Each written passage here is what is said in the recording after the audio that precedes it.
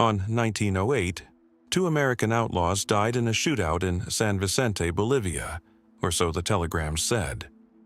In 1991, forensic teams exhumed the grave everyone pointed to, and the bones inside matched neither man. That's the pattern running through everything ahead.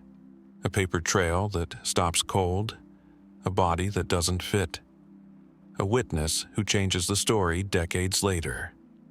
22 cases spread across saloons, railroads, and empty desert, and everyone was investigated at the time, by lawmen, journalists, families who wanted answers. None got a clean ending. Some were buried by bad record-keeping. Others, it seems, were buried on purpose. Grab a seat. The first grave belongs to 2 men who may never have been in it at all. The village of San Vicente sits high in the Bolivian Altiplano, at nearly 14,000 feet, where the air is thin and the wind carries dust across a scatter of adobe houses. In November 1908, this was a mining outpost at the edge of the known world, the kind of place where a man could disappear and few would ask questions. It was here, according to the official record, that 2 American bandits met their end in a rooftop gun battle with Bolivian soldiers. Their names, as far as history remembers them, were Robert Leroy Parker and Harry Longabaugh. The world would come to know them as Butch Cassidy and the Sundance Kid. The facts that aren't in dispute are these. On November 4th, 1908, 2 English-speaking foreigners robbed a mining company payroll near Tupiza. Days later, soldiers cornered 2 men matching their description in a boarding house in San Vicente. Gunfire broke out. By morning, both foreigners were dead, one, witnesses said, shot by the other before turning the gun on himself. The bodies were buried in the town's small cemetery, in graves that were never marked or ever revisited. That, at least, is the story that made it into the books. But look closer, and the certainty starts to erode. No American official ever traveled to San Vicente to identify the bodies. No photograph exists. The Bolivian death certificates, if they were ever filed with any precision, have never surfaced in a form that satisfies historians. The only real evidence tying the dead men to Cassidy and Longabaugh is circumstantial. A description here, a rumor there, a story assembled after the fact by people who had every reason to want the manhunt over. And then there are the accounts that don't fit the ending at all. Cassidy's sister, Lula Parker Bettinson, insisted for decades that her brother visited the family ranch in Circleville, Utah, sometime in the 1920s, more than a decade after he was supposed to have died in a foreign gunfight. Other relatives and old acquaintances told similar stories.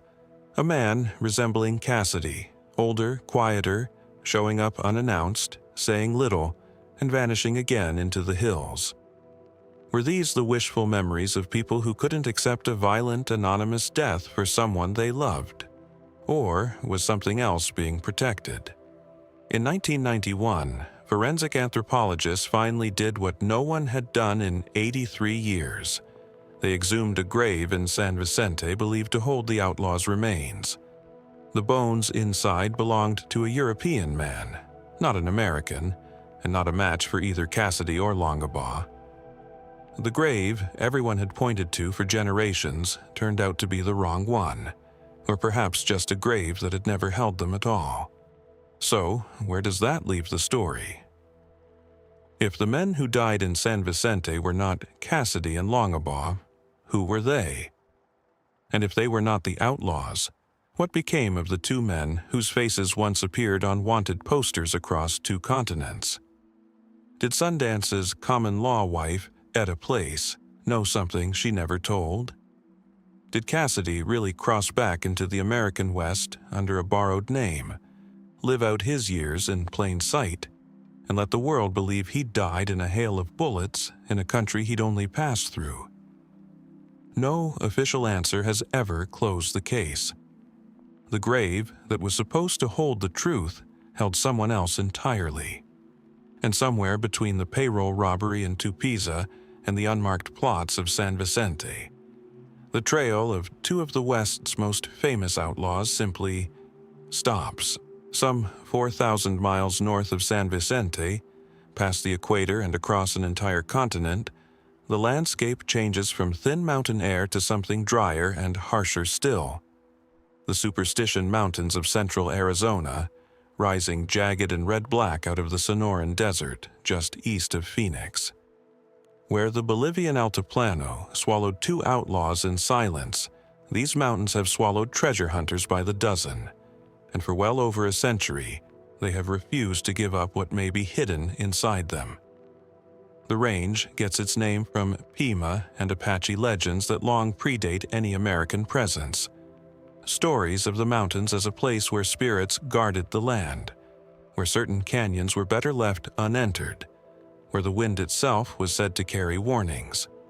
Whether those legends were the origin of the mine's curse or simply absorbed into it later, no one can say for certain. What's known is that by the 1870s, American prospectors were pouring into the Arizona territory, chasing rumors of silver and gold in every range that looked promising. The Superstitions looked promising, and somewhere in their folds, according to the story that would outlive every person who first told it, a German immigrant named Jacob Waltz found more gold than any man could spend. Waltz, known to history as the Dutchman, a mistranslation of Deutscher or German, arrived in the Arizona territory sometime in the 1860s. By most accounts, he was a quiet man, private about his affairs, the kind of prospector who worked alone and said little about where he went or what he found. For decades, he lived modestly in Phoenix, and for decades, few people paid him much attention. Then, in 1891, as he lay dying of pneumonia in the home of a woman named Julia Thomas, he is said to have described the location of an extraordinarily rich gold mine, hidden somewhere in the Superstition Mountains, and, according to some versions of the story, to have left behind a cache of raw gold ore as proof. That single deathbed account is the entire foundation of everything that followed.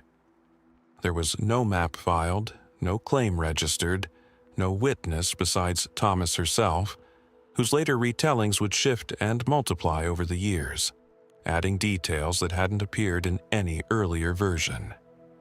And yet the story of Waltz's mind took hold with a force that's hard to fully explain. Within a few years, treasure seekers were combing the Superstitions by the hundreds, certain that untold wealth was waiting just past the next ridge. Why did so many believe it? Partly because the region genuinely does contain gold. There had been real strikes nearby, real mining operations, enough truth in the surrounding hills to make the legend plausible. Partly because Waltz, by every account, really did occasionally arrive in Phoenix with high-grade gold ore, gold that assayers confirmed was unusually pure, gold whose exact source he never explained, and partly, perhaps, because the desert itself seems to invite this kind of belief. Vast, empty, folded with canyons that all look the same, and none of which give up their secrets easily. What happened next reads less like a treasure hunt and more like a slow accumulation of tragedy. Since the 1890s, by some counts, more than 30 people have died searching for the lost Dutchman's mine. Some from exposure, some from falls, some, more troublingly, from what were later ruled homicides that were never solved. In 1931, a prospector named Adolph Ruth vanished into the Superstitions with a supposed map to the mine. Months later, his skull was found with 2 bullet holes in it, his body scattered across a canyon later named, grimly, Massacre Grounds. Whether Ruth was murdered for a map he may or may not have actually possessed, or whether something else entirely happened to him out in that unforgiving terrain, has never been resolved. The mainstream explanation, favored by most geologists and historians, is straightforward enough. There likely was no single, fabulously rich mine at all. Waltz may have discovered a modest but genuine gold deposit, stockpiled ore quietly over years, and let rumor inflate it into legend after his death, the same way countless prospecting stories grew in the retelling across the West. Under this reading, the lost mine isn't lost so much as it never existed in the form the legend describes, and the deaths that followed were the ordinary hazards of a brutal desert claiming careless or desperate men. But that explanation has never fully satisfied everyone who has studied the case. Why would Waltz, a man who lived so modestly, periodically produce ore of a purity that matched no known claim in the region? Why do certain landmarks he described, a specific rock formation, a particular canyon shadowed at a certain time of day, seem to correspond to real features in the superstitions? And why have so many searchers independently arrived at the same handful of locations, generation after generation, without ever finding the source?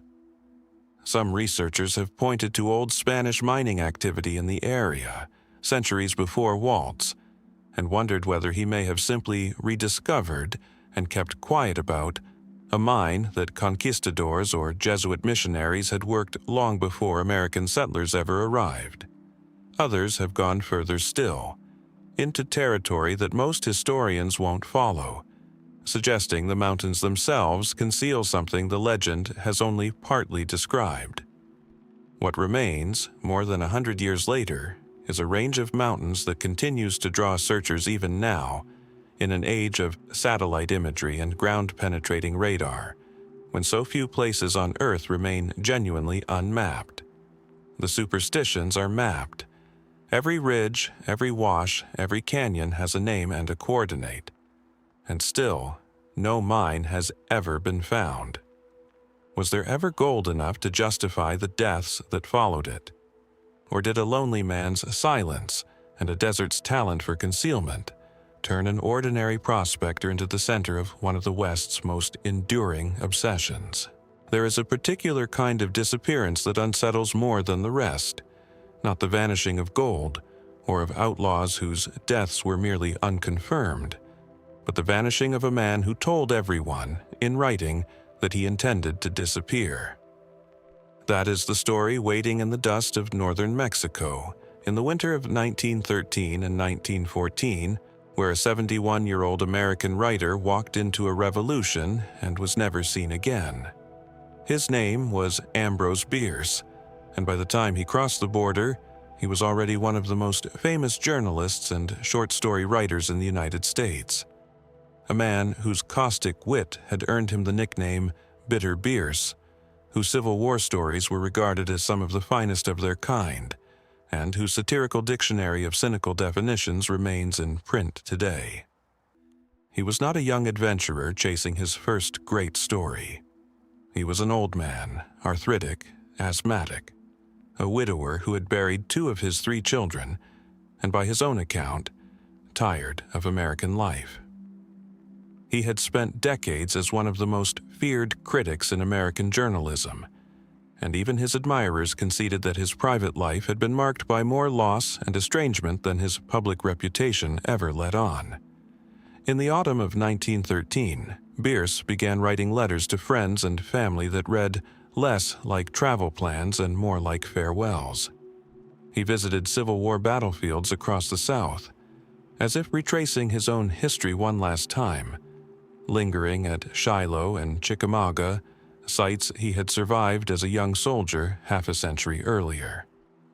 Then he crossed into El Paso, Texas, and from there into Ciudad Juarez, where Pancho Villa's Revolutionary Army was engaged in the bloody early campaigns of the Mexican Revolution.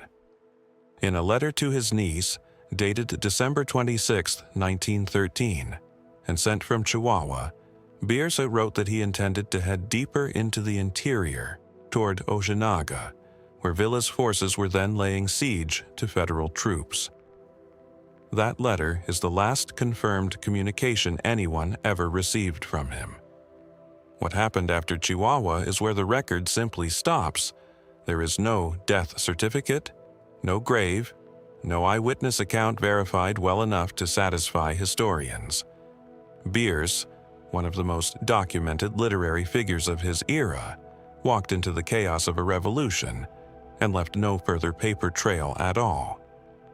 The mainstream explanation is also the simplest, that Bierce, traveling with or near Villa's army during one of the most violent periods of the Mexican Revolution, was killed in or around the Battle of Ojinaga in early January 1914, a battle that left hundreds of bodies in the desert, many never identified, many never recovered.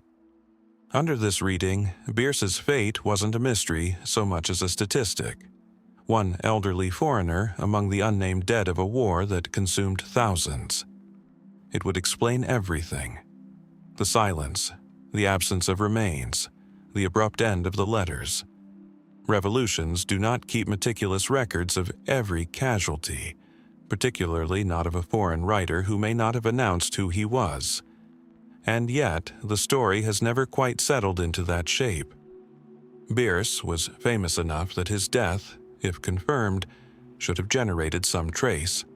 A report from a fellow journalist, a mention in Villa's own camp, some soldier's later recollection of the old gringo who rode with them. None of that has ever surfaced in a form historians consider reliable. Some accounts, offered decades later by people claiming to have known Villa's forces, suggested Bierce was executed by firing squad after some dispute, though these stories vary so widely in detail and appeared so long after the fact that few researchers treat them as more than folklore. Others have suggested he died quietly of illness or exposure before ever reaching the front lines.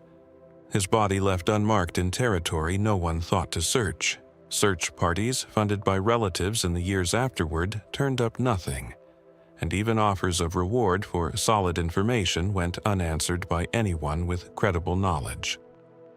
Then there are theories that step outside Mexico's revolution altogether.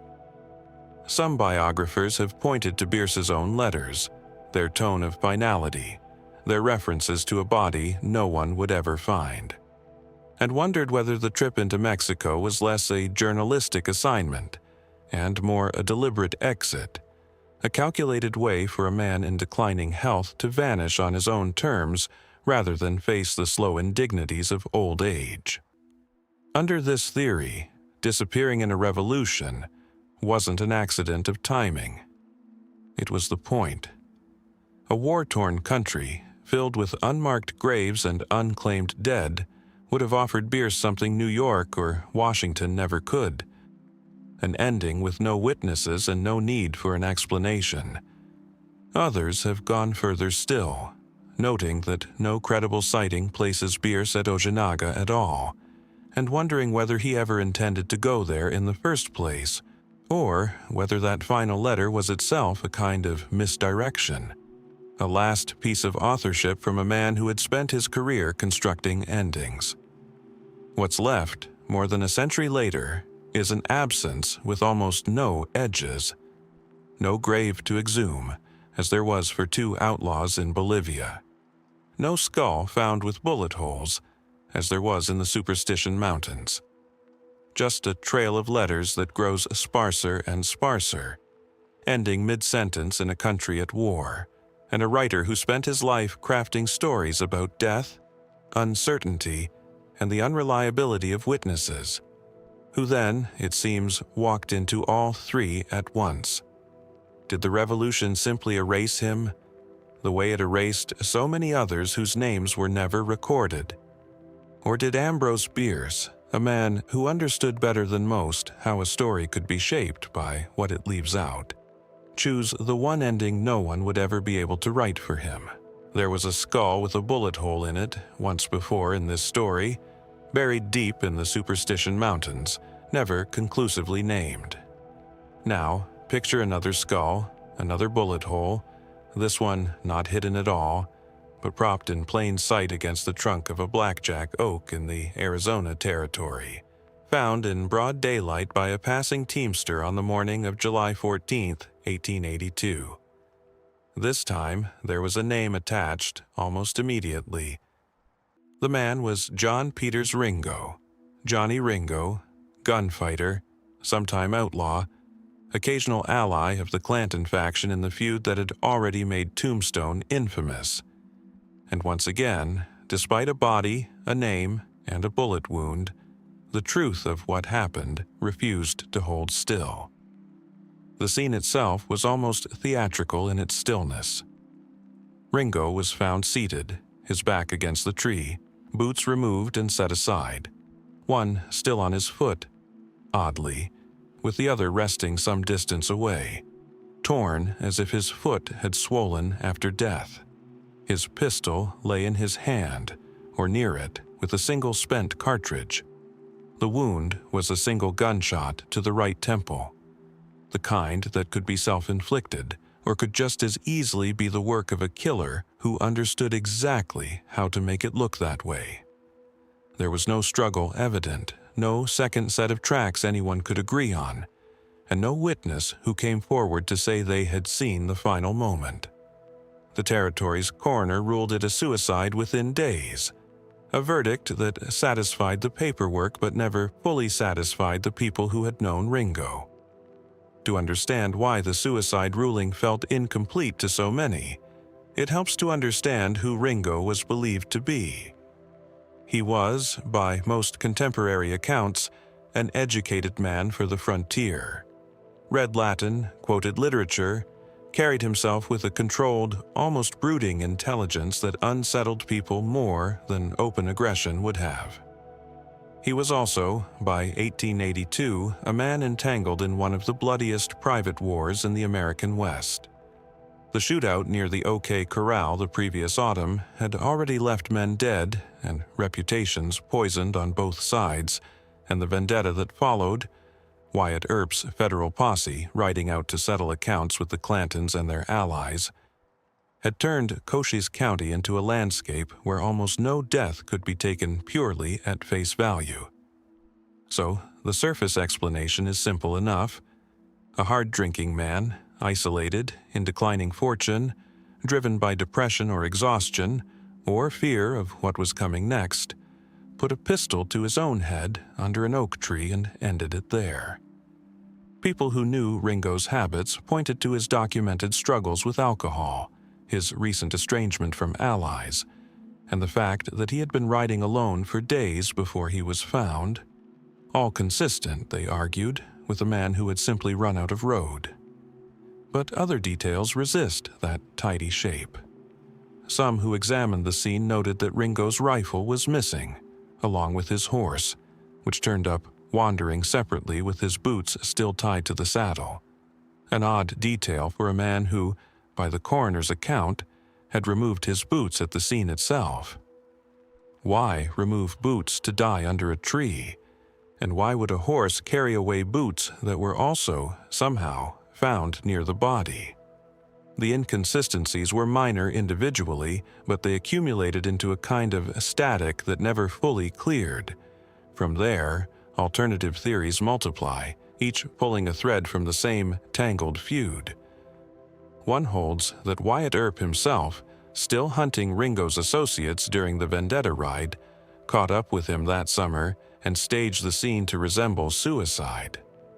A theory that gained some currency decades later through claims attributed to associates of Earp's, though Earp himself never confirmed it, and the claims surfaced long after anyone could verify them firsthand.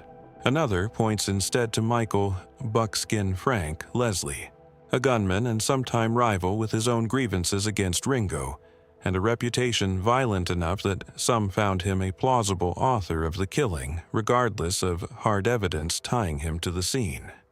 A third, quieter theory simply accepts the coroner's verdict at face value and suggests that everything else, the missing rifle, the displaced boot, has an ordinary explanation lost to time. A spooked horse, a scavenging animal, the disorder that follows any death left unattended in open country for hours before discovery. What makes the case endure isn't any single piece of evidence, but the way each explanation depends on a different reading of a man few people claimed to fully understand even while he was alive. Was Ringo a brooding depressive whose end was, however sad, unsurprising to those closest to him? Or was he a casualty of a private war that had already claimed men through ambush, testimony, and gunfire disguised as something else? The oak tree is still there, or a version of it is. A marker stands near the site today, one more fixed point in a story that otherwise refuses to resolve. More than a century later, historians still argue the question in print, weighing handwriting samples, coroner's notes, and second-hand recollections against one another without arriving anywhere near consensus. Perhaps that is the truest thing that can be said of Johnny Ringo's death, that a man known in life for his composure left behind a death scene so carefully arranged, so quietly staged, that no one has ever been able to decide whether he built it himself or whether someone built it for him. We have, by now, made a habit of this. A body, a name attached to it, and a silence where certainty should be. It is worth pausing to ask why the Wild West produced so many of these half-finished stories. And nowhere is that half-finished quality more stubborn than in the case of a young man buried in Fort Sumner, New Mexico, under a stone that reads simply "Pals," alongside two other outlaws, beneath a grave that may or may not contain what everyone assumes it does. The stone marks the resting place of William H. Bonney, Billy the Kid, shot dead, according to the official record, on the night of July 14, 1881, by Sheriff Pat Garrett in the darkened bedroom of Pete Maxwell's house. It is one of the most famous killings in American frontier history, retold in film and dime novels so many times that the factual outline has nearly disappeared under the myth. And yet, the closer historians look at that outline, the less solid it becomes. Even the question of who Billy the Kid actually was before he became Billy the Kid resists a clean answer. Start with the basics, and they are already unstable. His birth name is generally given as Henry McCarty, born sometime around 1859, likely in New York City, though no birth record has ever been located to confirm it. He appears in the historical record only in fragments. A mother's remarriage in Kansas, a boyhood in Silver City, New Mexico, a first arrest for petty theft as a teenager, an escape from jail so agile that it became an early sign of the reputation to come. By the time he surfaces clearly in the Lincoln County War of 1878, fighting on behalf of a murdered rancher's faction against a rival business consortium, he is already using aliases, already becoming someone the record can only partially hold on to. Even his physical description shifts depending on the source. Some contemporaries recalled a slight, almost boyish figure with prominent front teeth. Others a wiry young man whose calm manner unsettled people more than any show of temper would have. And photographs of him remain so scarce that questions of authenticity dog nearly every image said to depict him. The mainstream account of his death is straightforward enough. Garrett, hunting the escaped kid after a jailbreak that had already cost 2 deputies their lives, tracked him to Fort Sumner, waited in a darkened room, and fired when a figure entered speaking Spanish and asking who was there. The body was buried the next day, identified by acquaintances, and Garrett collected a reward and no shortage of both praise and suspicion for the killing. For most historians, this is where the story ends. A violent young outlaw, cut down at 21, in a killing witnessed by at least 2 other people in the room. But even this settled version carries loose threads that have never been fully tied off. There was no formal autopsy, no photograph confirmed beyond dispute to be taken of the body, and the burial happened quickly, in summer heat, without the kind of documentation later generations would want. Within years, rumors began circulating that Garrett had killed the wrong man, or that the kid had somehow avoided the shooting altogether. Some old-timers in the region claimed for decades afterward that they had crossed paths with a man who looked remarkably like the kid, older and quieter, living under some other name in Texas or Mexico. Was it possible that the young man who had already changed his name once, then again, managed one final act of reinvention? That question found its most famous test in 1950, when a Texas man named Ollie Brushy Bill Roberts came forward, claiming, in vivid and specific detail, to be Billy the Kid himself. Alive at 90 and seeking a pardon he insisted he'd been owed for 70 years. Roberts described childhood scars, old associates, and details of the Lincoln County War that impressed some who heard him and seemed rehearsed to others. The governor of New Mexico declined to grant the pardon, and Roberts died within months of making his claim, before the matter could be tested any further. Was he a forgotten old outlaw finally trying to reclaim a life he'd been forced to abandon, or an elaborate confidence man performing the role of a lifetime at the very end of his own? The questions didn't stop there. In more recent decades, some researchers have pushed for exhumation of Garrett's own grave, of the kid's supposed resting place, of his mother's grave in Silver City, hoping DNA might finally settle what a century of paperwork could not. Legal battles over jurisdiction, family objections, and the sheer logistical difficulty of confirming which grave holds which body have stalled every attempt so far. The stone marked Powell's in Fort Sumner still stands, undisturbed, guarding an answer no one has yet been allowed to retrieve. And beneath all of this sits a stranger, quieter question. How much do we actually know about who Billy the Kid was in the first place, before any of the shooting started? A boy who reinvented his name more than once, who left behind no confirmed photograph beyond a single disputed tintype, who became a legend before he was old enough to fully become anything else. If the man in that darkened room in 1881 was someone other than Garrett believed him to be, then the entire architecture of the story, the manhunt, the myth, the grave, would be resting on a foundation nobody ever actually confirmed. Perhaps that is the real mystery beneath the more famous one. Not simply whether Billy the Kid survived his own reported death, but whether the young man history remembers under that name was ever quite as fixed and knowable as the legend requires him to be. The grave in Fort Sumner keeps its silence either way, and so, for now, does the ground beneath it. Some miles southwest of Fort Sumner, past the White Sands and into the jagged limestone spine of the San Andres Mountains, there is a peak the Spanish once called Sierra de Soledad, Mountain of Solitude, before it took the name it carries today. Victorio Peak, after the Apache leader who used its caves and canyons as a stronghold in his long resistance against encroaching settlers and soldiers. It is a place already layered with contested history before the treasure story even begins, a place where the boundary between documented fact and inherited legend has never been especially stable. The story, most people know, starts in November of 1937, when a small-time hunter and part-time prospector named Milton Doc Noss claimed to have stumbled into a narrow shaft while chasing a wounded deer near the peak's base. What he said he found inside defies easy summary. A network of underground chambers containing skeletal remains, church artifacts, and, most explosively, tens of thousands of gold bars stacked in the dark, along with jewelry, coins, and other valuables whose combined worth, by later estimates, ran into the billions.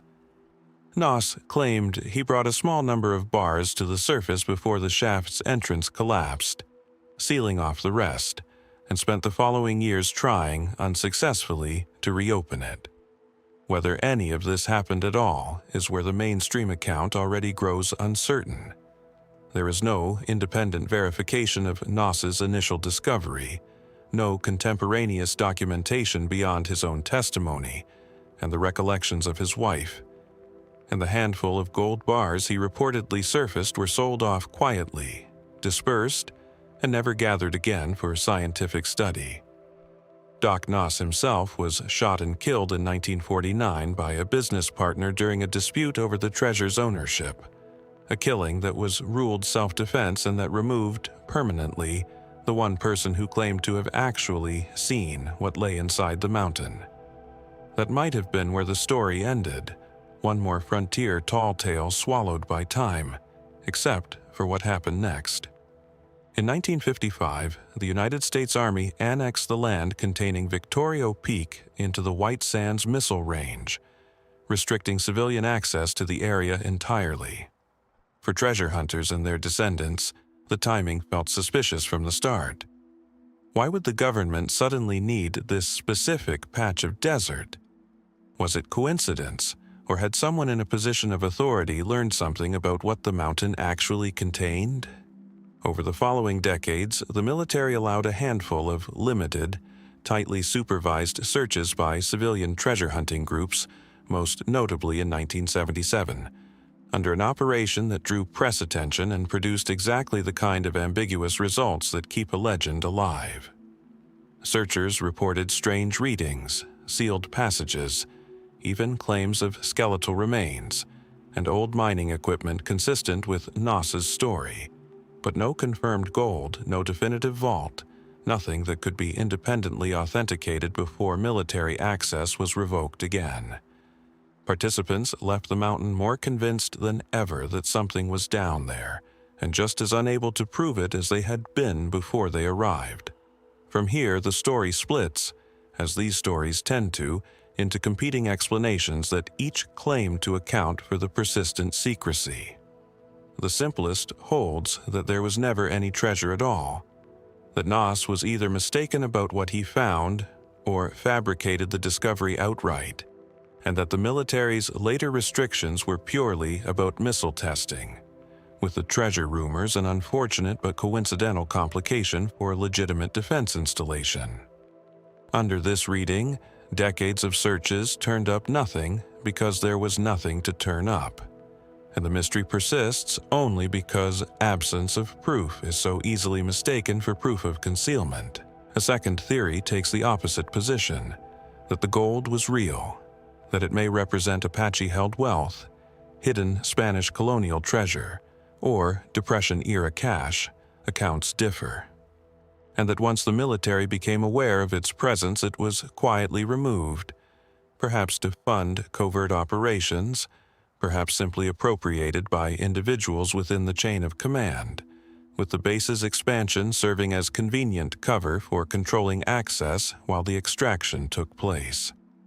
Believers in this version point to sealed records, non-disclosure agreements reportedly signed by search participants, and the military's historically unusual reluctance to fully explain its restrictions on the site.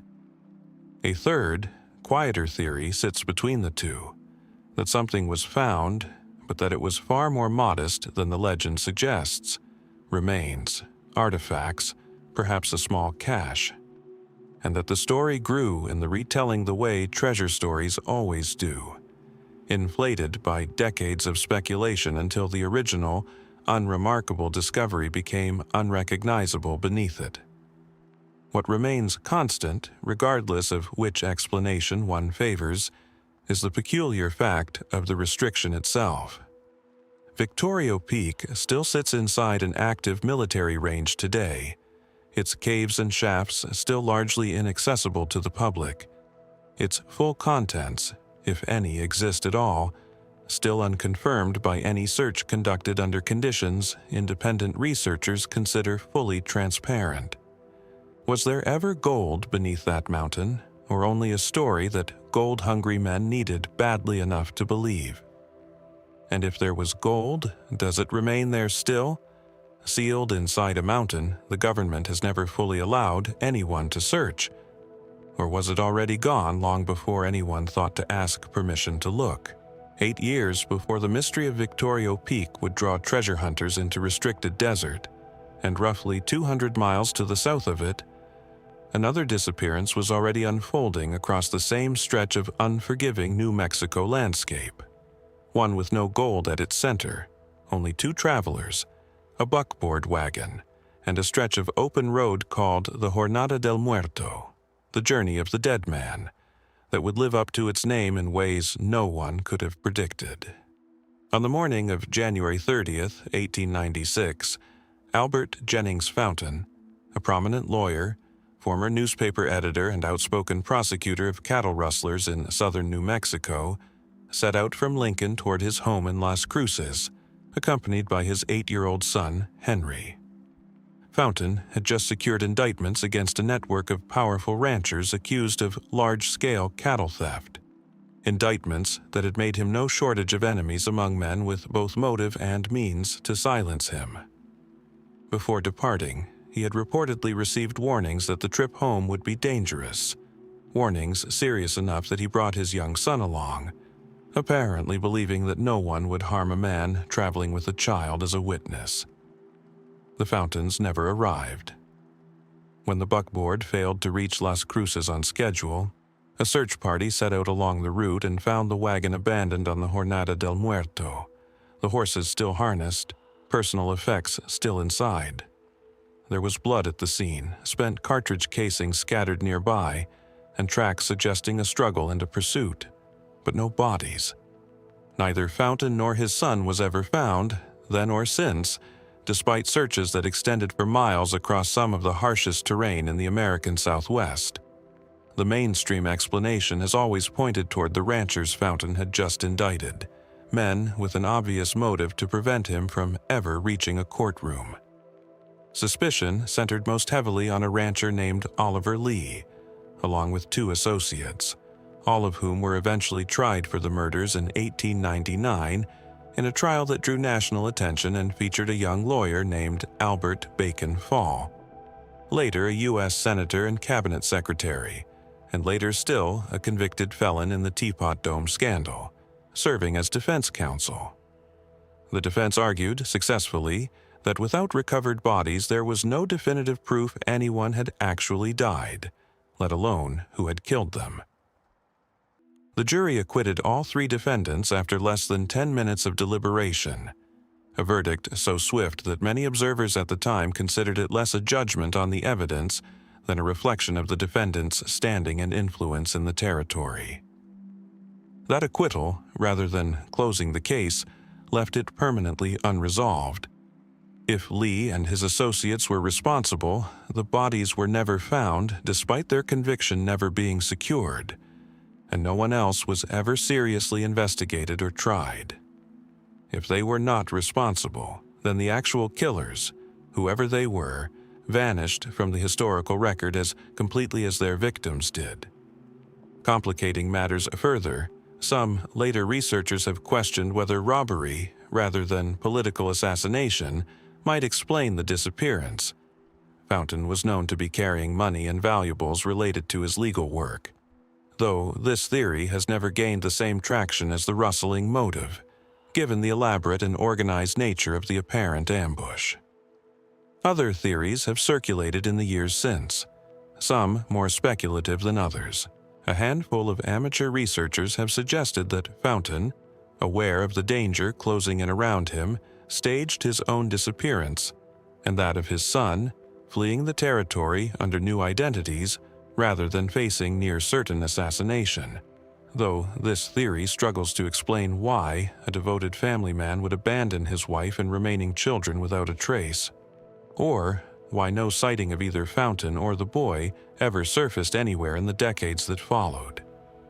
Still, others have pointed to the harsh landscape itself, wondering whether some combination of extreme weather, animal predation, or the simple vastness of the Jornada del Muerto might account for remains that were never located, despite extensive searching, though this fails to explain the clear evidence of violence left behind at the abandoned wagon. What makes the Fountain case distinct from other unsolved frontier deaths is the presence of the boy. Henry Fountain was by every account an innocent bystander to whatever conflict claimed his father's life, a child brought along specifically because his presence was assumed to guarantee safety. That calculation, whoever made it and whatever the outcome truly was, failed completely and left behind one of the most haunting details in the entire case. A father's decision to protect his son by keeping him close in a killing that swallowed them both without leaving so much as a single bone behind. More than a century later, the Jornada del Muerto remains what it was named for the Spanish colonists who first crossed it, a place where travelers simply stopped appearing on the other side. No grave marks where Albert or Henry Fountain might rest. No confession was ever entered into any court record. The desert that took them has never given them back, and it may be that it never will, leaving open the question of whether justice was denied by a jury's quick verdict, or whether the truth of what happened on that road was buried somewhere no search party ever thought or was ever able to look. Imagine, for a moment, the sound of a canyon at dusk in the mountains of west-central New Mexico, wind moving through pine, the distant call of a hawk, and somewhere beneath it all, the faint, almost imagined echo of running water where no water should be. It is that sound, more than any map or document, that has drawn treasure hunters into the Datil and San Mateo Mountains for more than a century, chasing a gold strike that may be the most famous lost mine in American frontier history, and one whose location has never been confirmed by a single verified return trip. The story begins, as most tellings have it, in 1864, with a prospecting party that included a man named Adams. His first name recorded inconsistently across different accounts, most often given as John, who joined a small group traveling west through Apache territory. According to the traditional narrative, the party encountered a Native American guide who offered to lead them to a canyon rich with gold in exchange for safe passage and goods. What followed, if the story is to be believed, was almost too fortunate to credit. A narrow canyon where gold nuggets reportedly lay visible in a streambed, requiring little more than picking them up by hand, filling saddlebags and hats before the party made camp for the night. That night is where the story turns violent. The camp was attacked, according to Adams's later account, and most of the party was killed. Adams and a small handful of survivors escaping into the wilderness without adequate supplies, guidance, or any reliable way to retrace the path that had brought them there. Adams eventually made his way back to civilization, gold in hand as proof that the canyon was real, but never again succeeded in relocating it, despite mounting repeated expeditions over the following decades, each ending in failure, exhaustion, or further tragedy. The mainstream skepticism surrounding the lost Adams diggings is substantial, and reasonable historians have offered explanations that require no buried fortune at all. Some suggest Adams' account was exaggerated or entirely fabricated, a survival story embellished to explain an otherwise unremarkable prospecting failure, or perhaps a genuine but modest gold find inflated over years of retelling into something far grander than it ever was. Others note that the canyon Adams described shares suspicious similarities with several other lost mine legends, already circulating in the region before his supposed discovery, raising the possibility that separate frontier tales simply merged into one durable myth over generations of retelling around campfires and in dime store pamphlets. And yet, the story has never faded the way most exaggerated prospecting tales eventually do. Part of what has sustained it is the sheer number of people who took Adams' account seriously enough to spend years, and in some cases their entire lives, searching for the canyon he described. Expeditions continued well into the 20th century, backed at various points by serious financiers and experienced surveyors, none of whom ever produced verifiable proof of the site. No reopened shaft, no photographed streambed matching Adams's description, nothing beyond scattered second-hand claims of promising rock formations that always, eventually, failed to yield anything conclusive. Some searchers have proposed that the diggings lie not in the Datil Mountains at all, but farther west, closer to the Arizona border, arguing that Adams himself may have deliberately obscured the location, whether out of superstition, fear of another attack, or simple confusion born of trauma and disorientation after barely surviving the massacre. Others have pointed to the region's genuinely complex geology, noting that flash floods, rock slides, and the slow erosion of over a century could plausibly have buried or reshaped a canyon entrance beyond recognition, meaning the site could exist essentially undisturbed and still never be found by conventional means. A smaller, more skeptical strand of researchers has suggested there may never have been a fixed location to find in the first place, that Adams's story, however sincerely told, described a moment of chaos and fear so disorienting that no accurate return route could ever have existed even in his own memory, regardless of whether the gold itself was real. Under this reading, the search has never truly been for a place, but for a memory that was broken beyond reconstruction the moment the shooting started. What remains, more than 150 years later, is a landscape still occasionally walked by hopeful searchers, still marked on amateur treasure maps passed quietly between generations, and still entirely unconfirmed by any documented recovery. The mountains keep their canyons close, folded one into another across thousands of acres of wilderness, indifferent to which of them, if any, once held gold visible enough to be scooped up by hand. Was the canyon Adams described ever more than a dying man's fevered memory of a single, unrepeatable night, or is it still out there, waiting in the dark the way it has waited for a century and a half, for someone to finally hear that same water running and follow it to where it actually leads? Twice now, in this exploration, the Superstition Mountains have surfaced only in passing, a reference point, a skull with a bullet hole once mentioned in the same breath as Ambrose Bierce's Vanishing, a place invoked to measure the shape of an absence. It is time to walk into that range directly, because the story that made the Superstitions famous in the first place has nothing to do with disappearing writers or outlaws. It concerns gold, a fortune said to be hidden somewhere within this jagged wilderness east of Phoenix, Arizona, and a death toll, spread across more than a century of searching, that has made the range one of the most fatal treasure hunts in American history. The legend traces back, in its earliest form, to Spanish colonial expeditions of the 18th century, when prospectors and missionaries reportedly extracted gold from mines within the range before conflict with Apache bands, who considered the mountains sacred and forbidden to outsiders, drove the Spanish out, allegedly with the mine's location deliberately concealed or lost in the retreat. Some versions of the story place the gold's origin even earlier, tied to Jesuit missions and rumored church wealth hidden before Spain expelled the order from its colonies in the 1760s, though verified documentation connecting any specific mission to a Superstition Mountains gold source has never been established. The legend as most people know it today, however, centers on a German immigrant named Jacob Waltz, who arrived in Arizona in the mid-1800s and, according to popular telling, discovered a rich gold vein somewhere in the range decades after the Spanish had abandoned it. Waltz worked the mine quietly and alone for years, telling almost no one of its location, and reportedly produced high-grade ore samples that convinced acquaintances the strike was genuine.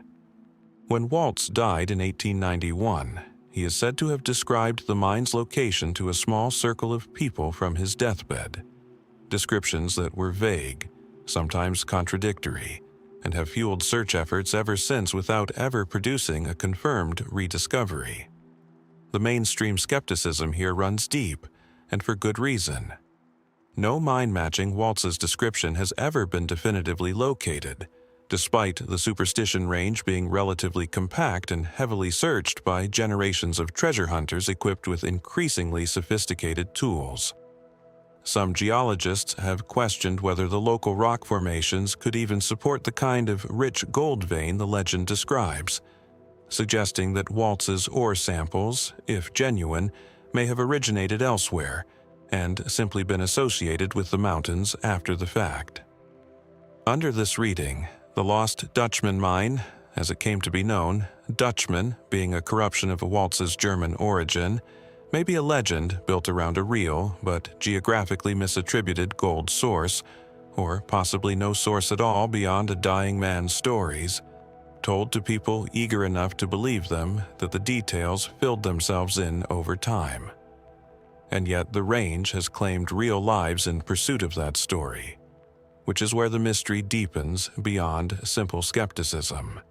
Since the early 20th century, dozens of searchers have died in the Superstition Mountains under circumstances ranging from the mundane, heat exhaustion, falls, dehydration in genuinely unforgiving terrain, to the deeply unsettling. The most famous case involves Adolf Ruth, an elderly treasure hunter who vanished into the mountains in 1931, searching for the mine using a set of directions he claimed to have inherited. Months later, his skull was found with a bullet hole through it, separated from the rest of his remains, which were located separately and showed no other clear indication of how he died. Was Ruth killed by another searcher protecting a claim, by opportunistic bandits, or did animal scavenging simply separate and relocate a skull already damaged by some other cause?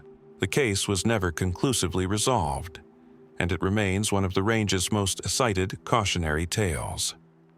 Other deaths followed in subsequent decades, enough that some locals and researchers began referring to a supposed curse over the mountains, particularly around a rock formation known as Weaver's Needle, said in some tellings to mark the mine's general vicinity. Believers in the curse point to the unusually high number of unexplained or violent deaths tied to searches in a relatively small area. Skeptics counter that any sufficiently remote and hazardous wilderness, searched by determined and sometimes underprepared people for over a century, would produce a similar toll without requiring any supernatural explanation at all. A final layer of speculation holds that the mine was never lost at all in the way the legend suggests, that Waltz's gold came instead from ore he was quietly stealing or reprocessing from a nearby operation, meaning there was never a hidden Spanish vein waiting to be rediscovered, only a resourceful man's private secret that outlived him because he never had reason to reveal the truth.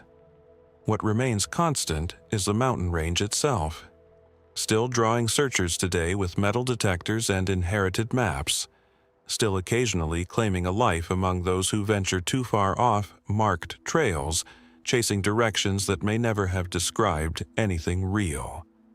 Was there ever a mine at all, hidden gold waiting beneath rock that has swallowed searchers for generations? Or has the search itself become the only thing the superstitions were ever actually protecting? The Apache bands who once guarded the Superstition Mountains as sacred ground were not the only indigenous people whose presence shaped the treasure legends of the Southwest, nor the only ones whose resistance intersected with stories of hidden gold. Farther south and east, along the rugged border country where Arizona meets New Mexico and Mexico, a narrow limestone gorge carries a name that predates any treasure story attached to it.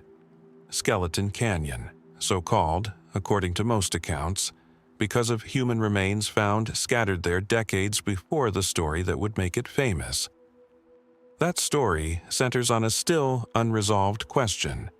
What happened to a fortune in silver, gold, and minted coin that a group of outlaws known as the Clanton Gang, yes, the same Clanton family whose name is forever tied to the gunfight near the OK Corral, allegedly stole from Mexican smugglers in the early 1880s.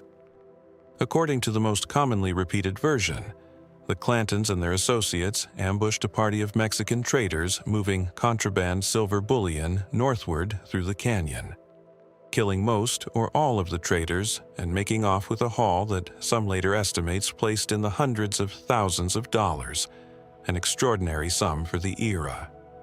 What makes this story different from many frontier treasure legends is that the ambush itself is reasonably well documented. Accounts from the period, along with later historical research, generally agree that a violent encounter did occur in the canyon around 1881. consistent with the broader pattern of border raiding and smuggling-related violence common to the region during that decade. The presence of skeletal remains found in the canyon in later years lends some physical support to the idea that a substantial and deadly confrontation took place there, whatever its precise details. Where the story becomes genuinely uncertain is in what happened to the stolen treasure afterward. The mainstream explanation holds that the outlaws, having secured the loot, either divided it among themselves and dispersed before authorities or rival factions could catch up with them, or buried a portion of it in or near the canyon with the intention of returning later. A common practice among outlaws wary of being caught carrying incriminating wealth. Under this reading, some or all of the Clanton Gang's members may have quietly spent their share over subsequent years, meaning there may never have been a single buried cache waiting to be found, only smaller sums absorbed gradually into ordinary frontier life. But the persistence of the treasure legend suggests many people were never satisfied with that explanation, and the reasons are not hard to understand. Several of the men believed to have participated in the ambush met violent ends within a few years of the raid, some in the ongoing feuds and shootouts that plagued Cochise County during that period, others under circumstances that were never fully explained. If a significant portion of the stolen wealth was buried rather than spent, its location may have died with the men who hid it, particularly if those men trusted no one enough to share the secret before their own deaths arrived, sometimes suddenly and violently. Treasure hunters in the decades since have proposed various locations within and around the canyon where a cache might plausibly remain, pointing to natural rock formations, old mine workings, and shifting stream beds as possible hiding places or explanations for why searches have come up empty. Some researchers have questioned whether the amount of stolen wealth was exaggerated in the retelling, following a pattern familiar from other frontier treasure stories, in which a genuine but more modest theft grows more legendary with each passing generation of storytellers. Others have suggested that Mexican authorities, or the smugglers' surviving associates, may have recovered some or all of the treasure quietly in the immediate aftermath, motivated to avoid drawing further attention to what had, after all, begun as an illegal smuggling operation on their own part, meaning any official silence on the matter might reflect not government concealment, but simply the reluctance of victims engaged in their own illicit trade to publicize their loss. A more speculative strand of thinking ties the story back to the broader instability of Cochise County during those years, suggesting that the Skeleton Canyon ambush may have been connected to, or even confused with, other violent incidents along the same smuggling routes during the same turbulent period, raising the possibility that what popular legend remembers as a single dramatic heist may actually represent several separate, smaller incidents compressed over time into one more satisfying story. The canyon itself remains a real place today, walked occasionally by hikers and treasure enthusiasts alike, its limestone walls indifferent to which version of its history might be true. Was a fortune in silver and gold truly buried somewhere within its folds by men who never lived long enough to retrieve it, or has more than a century of storytelling simply built a legend on top of an ordinary, brutal robbery whose spoils were spent and forgotten long ago? Skeleton Canyon keeps that answer to itself, the way it has kept so much else, in silence. The limestone walls of Skeleton Canyon keep their silence about buried silver. But 200 miles west, across the Colorado River and into the black volcanic badlands of California's Salton Trough, another kind of silence surrounds a different fortune. This one marked not by a canyon or a peak, but by small, dark, oddly weighted stones that a handful of people over the last century and a half have claimed to hold in their own hands, only to lose the ground beneath their feet before they could carry the discovery any further. The story begins around 1850s to 1860s, with a rough-edged prospector and occasional outlaw named Thomas Long Smith, better known by his nickname, Pegleg Smith, owing to a leg injury sustained years earlier that left him walking with a wooden prosthetic. According to the account Smith told for the rest of his life, he was crossing a stretch of desert in the Badlands east of present-day Borrego Springs when he climbed a small hill to get his bearings, and there, scattered across the ground at his feet, found a collection of black, glossy stones unusually heavy for their size. Smith reportedly pocketed a handful without fully understanding what he had found, only later realizing, once the black coating was scraped away, that the stones were nearly pure gold nuggets, coated in a dark patina of desert varnish that had disguised their true nature entirely. Smith spent much of the remainder of his life trying to relocate that hill, without success, and by the time he died in the 1860s, the story had already spread widely enough to become one of the most enduring lost mine legends in the American West. Not because the gold itself was necessarily more remarkable than other frontier treasure claims, but because the specific, almost absurd detail of black gold stones sitting in plain sight on a hilltop gave the story a strange, tactile plausibility that other, vaguer treasure legends lacked. The mainstream skepticism surrounding Pegleg's account runs along familiar lines. Some historians have questioned whether Smith's story was substantially true at all, noting his reputation as a colorful, frontier character prone to embellishment, and pointing out that no version of the tale specifies the hill's location precisely enough to be independently verified, even accounting for a century and a half of erosion and landscape change. Geologists examining the region have offered a more measured possibility, that dark desert varnish, a natural coating that forms on exposed rock over long periods, could plausibly disguise gold-bearing stones exactly as Smith described, meaning the premise is not geologically absurd, even if no confirmed sample has ever survived for modern analysis. What keeps the legend alive, more than any specific piece of evidence, is the trickle of individuals over the decades who have claimed to rediscover the site independently, often decades apart and with no apparent connection to one another, each describing broadly similar black gold-bearing stones scattered across a low desert hill somewhere in the Badlands.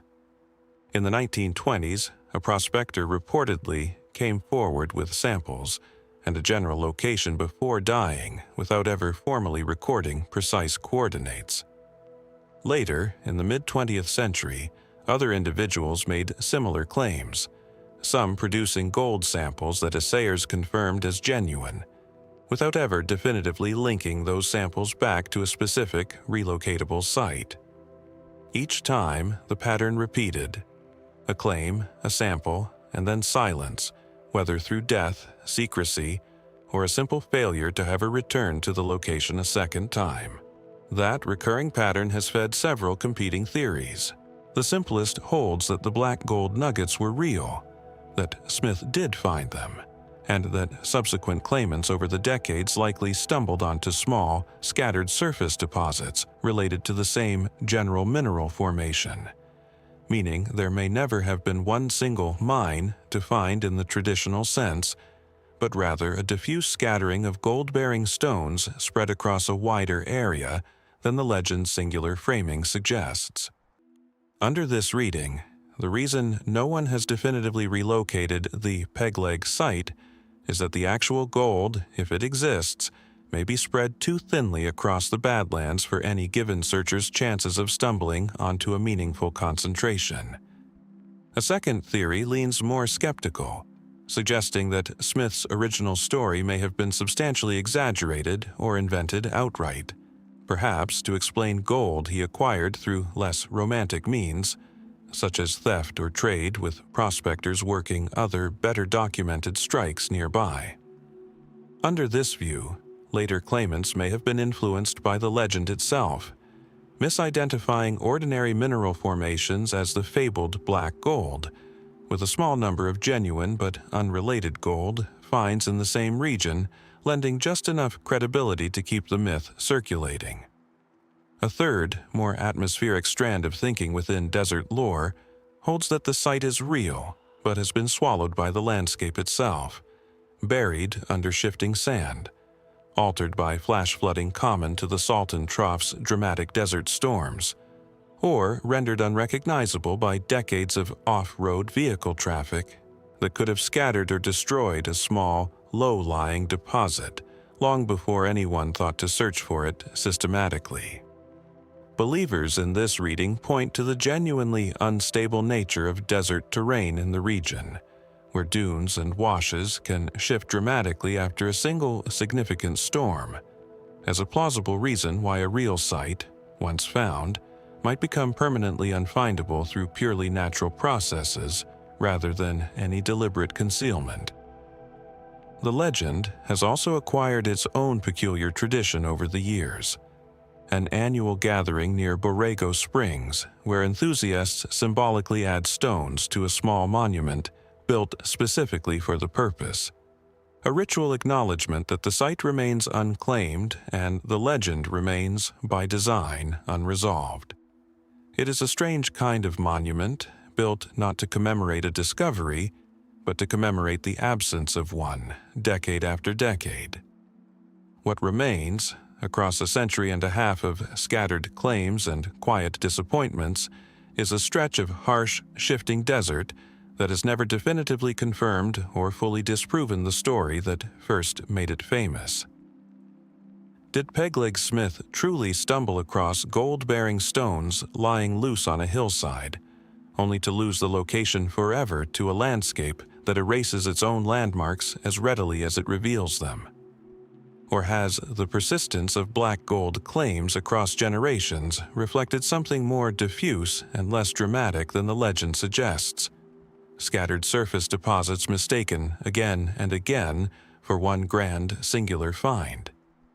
The Badlands offer no answer, only the same dry wind that has covered and uncovered its secrets for longer than anyone has been looking for them. Head north from the Salton Trough's shifting Badlands, past the California border and into the high desert basins of western Nevada, and the sand gives way to sagebrush flats and dry lake beds where another origin story begins. This one starting not with a prospector's deliberate search, but with a group of desperate emigrants who, according to legend, never intended to find gold at all, and may not have fully understood what they were carrying until it was too late to matter. The story is generally traced to 1849, when a party of emigrants heading toward the California goldfields became stranded or lost somewhere in what is now western Nevada, in the vicinity of the Black Rock Desert, or the mountains near present-day Wabusca. Accounts vary considerably on the precise location. According to the most repeated version, one member of the party, low on ammunition and needing to repair a damaged rifle sight, picked up a heavy, dark chunk of ore lying on the ground and used it to fashion a makeshift gunsight, not recognizing at the time that the material was almost pure silver. The party continued on toward California, eventually reaching the settlements where the improvised gunsight was noticed, examined, and identified as extraordinarily rich ore, sparking immediate interest in retracing the emigrants' route back to wherever the material had been found. What makes the Gunsight mine story distinct from many other lost treasure legends is that it did, in a sense, have a resolution, or at least the beginning of one. Search parties organized in the following years did eventually rediscover silver deposits in the general region the emigrants described, leading to real, documented mining activity in western Nevada. And some historians connect the legend directly to the broader silver rush that would later produce the enormously lucrative Comstock lode strikes near Virginia City in the late 1850s. Under this reading, the Gunsight story isn't really an unsolved mystery so much as an origin myth for a genuine mining boom, one whose central object, however dramatic in the telling, essentially did its job by pointing prospectors toward real silver country. And yet the story has never fully settled into that tidy resolution, because the specific site the original emigrant party encountered has never been definitively confirmed as one particular, identifiable mine among the many operations that followed. Some researchers argue that the original outcropping described in the earliest tellings, the exact spot where that first chunk of ore was picked up and turned into a rifle sight, was never actually pinpointed by the later prospectors who flooded into the region, meaning the specific Gunsight mine of legend may be different from any of the actual mines subsequently developed nearby, each of which claimed some connection to the original story without ever proving a direct link to the emigrants' exact path. This ambiguity has left room for the story to fracture in familiar ways. One explanation holds that the original ore body was relatively small and was fully extracted early in the mining boom that followed, meaning there was never a larger hidden reserve to rediscover, only a modest surface deposit that did exactly what such deposits do, got mined out and absorbed into the broader, better documented silver rush that followed. Under this view, the persistent sense of an unsolved, lost mine is really just nostalgia for an origin story whose physical source was consumed by its own success, leaving nothing distinctive behind for later searchers to identify. A second and more speculative line of thinking suggests that the original emigrant party may have passed through a genuinely rich pocket of high-grade ore that was never fully relocated, because the party's own account of their route was vague, given under duress, and filtered through years of retelling before serious prospectors attempted to retrace it. Believers in this version note that emigrant parties crossing unfamiliar desert terrain under pressure to reach California quickly were poorly positioned to record precise routes, meaning the true site could sit somewhat apart from where later mining activity concentrated, still undiscovered simply because no one has searched in exactly the right place with the original account's imprecision properly accounted for. A third theory questions the foundational premise more directly, suggesting that the Gunsight detail itself may be an embellishment added to a more mundane story of ore discovery, the kind of vivid, memorable image that tends to attach itself to mining legends, regardless of whether it reflects the actual sequence of events. Under this reading, some genuine silver discovery likely did occur in the region around the time the legend describes, but the specific, almost cinematic detail of a rifle sight fashioned from unrecognized treasure may have been added later, giving an otherwise ordinary prospecting story the kind of memorable texture that helps a tale survive for generations. What complicates any tidy resolution further is the sheer scale of mining activity that swept through western Nevada in the decades following the initial discovery. The Comstock lode and its surrounding claims transformed the region so thoroughly and so quickly that distinguishing an original, legendary source from the dozens of subsequent strikes it may have inspired becomes nearly impossible using the documentation that survives. Claims, counterclaims, and competing assertions about which mine truly represented the original Gunsight discovery multiplied throughout the mining boom, each operator eager to associate their claim with a story that had already captured the public imagination, further blurring any line between the original site and its many imitators. What remains, more than a century and a half later, is a story that occupies an unusual position among frontier treasure legends. Neither fully resolved nor fully unresolved, its basic premise seemingly vindicated by the real silver wealth that followed, yet its precise originating point still debated by historians who have never been able to agree on which patch of Nevada desert first gave up that dark, heavy stone. Was the true Gunsight source fully consumed by the mining boom it helped inspire, or does some undocumented pocket of the original ore still wait somewhere along a forgotten emigrant trail, marked by nothing more than the same desert silence that has kept its exact location uncertain for over 150 years? A full century before Nevada's silver rush would swallow the site of a rifle sight fashioned from raw ore, another chapter of Spanish colonial ambition was already unfolding in the hill country of central Texas, along the banks of a river the Spanish named San Saba, in a landscape of live oak and limestone that would come to host one of the oldest and most contested lost treasure legends in the American Southwest. The story begins with genuine historical record, which is more than can be said for many frontier legends.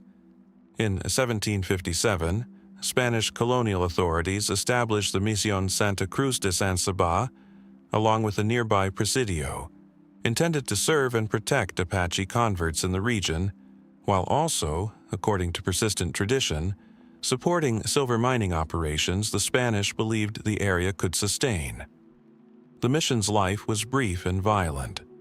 In March of 1758, a large force of Comanche and allied tribes, opposed to Spanish incursion into the region and to the mission's alliance with their Apache rivals, attacked and destroyed the mission, killing several priests and settlers in an assault well documented in Spanish colonial records of the period. The presidio itself survived somewhat longer, garrisoned by Spanish soldiers who continued to operate in the area for years afterward, before the outpost was eventually abandoned as Spanish colonial priorities shifted elsewhere. That much is generally accepted by historians working from primary Spanish documentation. Where the story shifts from documented colonial history into treasure legend is in the question of what, if anything, the Spanish were actually extracting from the surrounding hills during the years the presidio remained active, and what may have happened to it when Spanish operations in the area finally ceased. The traditional legend holds that the presidio's soldiers and associated miners operated a productive silver mine somewhere in the hills near the San Saba River, extracting significant wealth over a period of years, and that when the outpost was finally abandoned, the mine's location and any accumulated silver were deliberately concealed, whether to prevent Comanche raiders from claiming it, to protect a future Spanish return that never fully materialized, or simply because the soldiers who knew the site's location dispersed, died, or never returned to the region to reclaim what they had left behind. The mainstream historical view treats this narrative with considerable caution. Spanish colonial records from the period, while documenting the mission's destruction and the presidio's operations in reasonable detail, contain only limited and ambiguous references to mining activity, and no confirmed Spanish colonial silver mine has ever been definitively located and verified in the immediate vicinity through modern archaeological or geological investigation. Some historians argue that the entire mining premise may have originated from confusion with other, better documented Spanish silver operations elsewhere in Mexico and the broader Spanish colonial territories, with the San Saba Presidio's genuine history of violence and abandonment providing fertile ground for a treasure narrative to attach itself to, regardless of whether actual mining activity occurred at that specific site. And yet the legend has proven remarkably durable, sustained across generations by intermittent discoveries that never quite resolve the underlying question. Old mine shafts, tunnel entrances, and worked rock formations have been identified at various points in the hill country surrounding the former presidio, some clearly old enough to predate significant Anglo-American settlement in the region, lending physical support to the idea that some form of mining activity did occur there during the Spanish colonial period, even if its precise scale and output remain uncertain. Whether these workings represent the fabled rich silver operation of legend or something far more modest has never been conclusively established, and disagreements between amateur treasure hunters and professional archaeologists on this question have persisted for well over a century. Complicating the picture further are later accounts, some emerging in the 19th century, of individuals claiming to possess old Spanish documents, maps, or oral traditions pointing toward the mine's specific location, none of which has ever produced a verified, relocatable site when subjected to serious investigation. Some of these claims came from individuals with clear financial incentive to promote treasure hunting expeditions, raising reasonable questions about their reliability. though the persistence of similar claims across multiple, seemingly unconnected sources over many decades has kept the underlying legend from being dismissed entirely by even skeptical researchers. Several competing theories have emerged to explain the gap between the enduring legend and the absence of definitive proof. One holds that a genuine but relatively modest silver deposit was worked briefly by the Presidio's soldiers before the outpost's abandonment, providing enough real activity to seed the legend, without ever representing the vast, rich treasure that later tellings would describe, the difference between the modest reality and the inflated legend simply being the natural result of generations of storytelling. A second theory suggests that any silver extracted during the Presidio's operation was likely transported back to established Spanish colonial settlements as it was produced, rather than accumulated and hidden locally, meaning there was never a substantial cache waiting to be discovered at the site itself. Only ordinary colonial commerce that left behind physical evidence of mining without leaving behind any treasure to find. A third, more speculative theory holds that the mine's true output was deliberately underreported or concealed even in contemporary Spanish records, whether to avoid drawing unwanted attention from rival colonial powers or hostile tribes, or to protect the interests of individuals benefiting privately from operations that were nominally supposed to serve the crown, meaning the documentary record itself may be an unreliable guide to what was truly extracted from the hills during those years, regardless of what later treasure hunters have managed or failed to find. The Presidio's ruins still stand today near Menard, Texas, preserved as a historic site and a physical anchor for a story that has otherwise resisted every attempt at resolution. Archaeological work continues intermittently in the surrounding hill country, occasionally turning up artifacts consistent with Spanish colonial presence, without ever producing the definitive silver strike that would settle the question once and for all.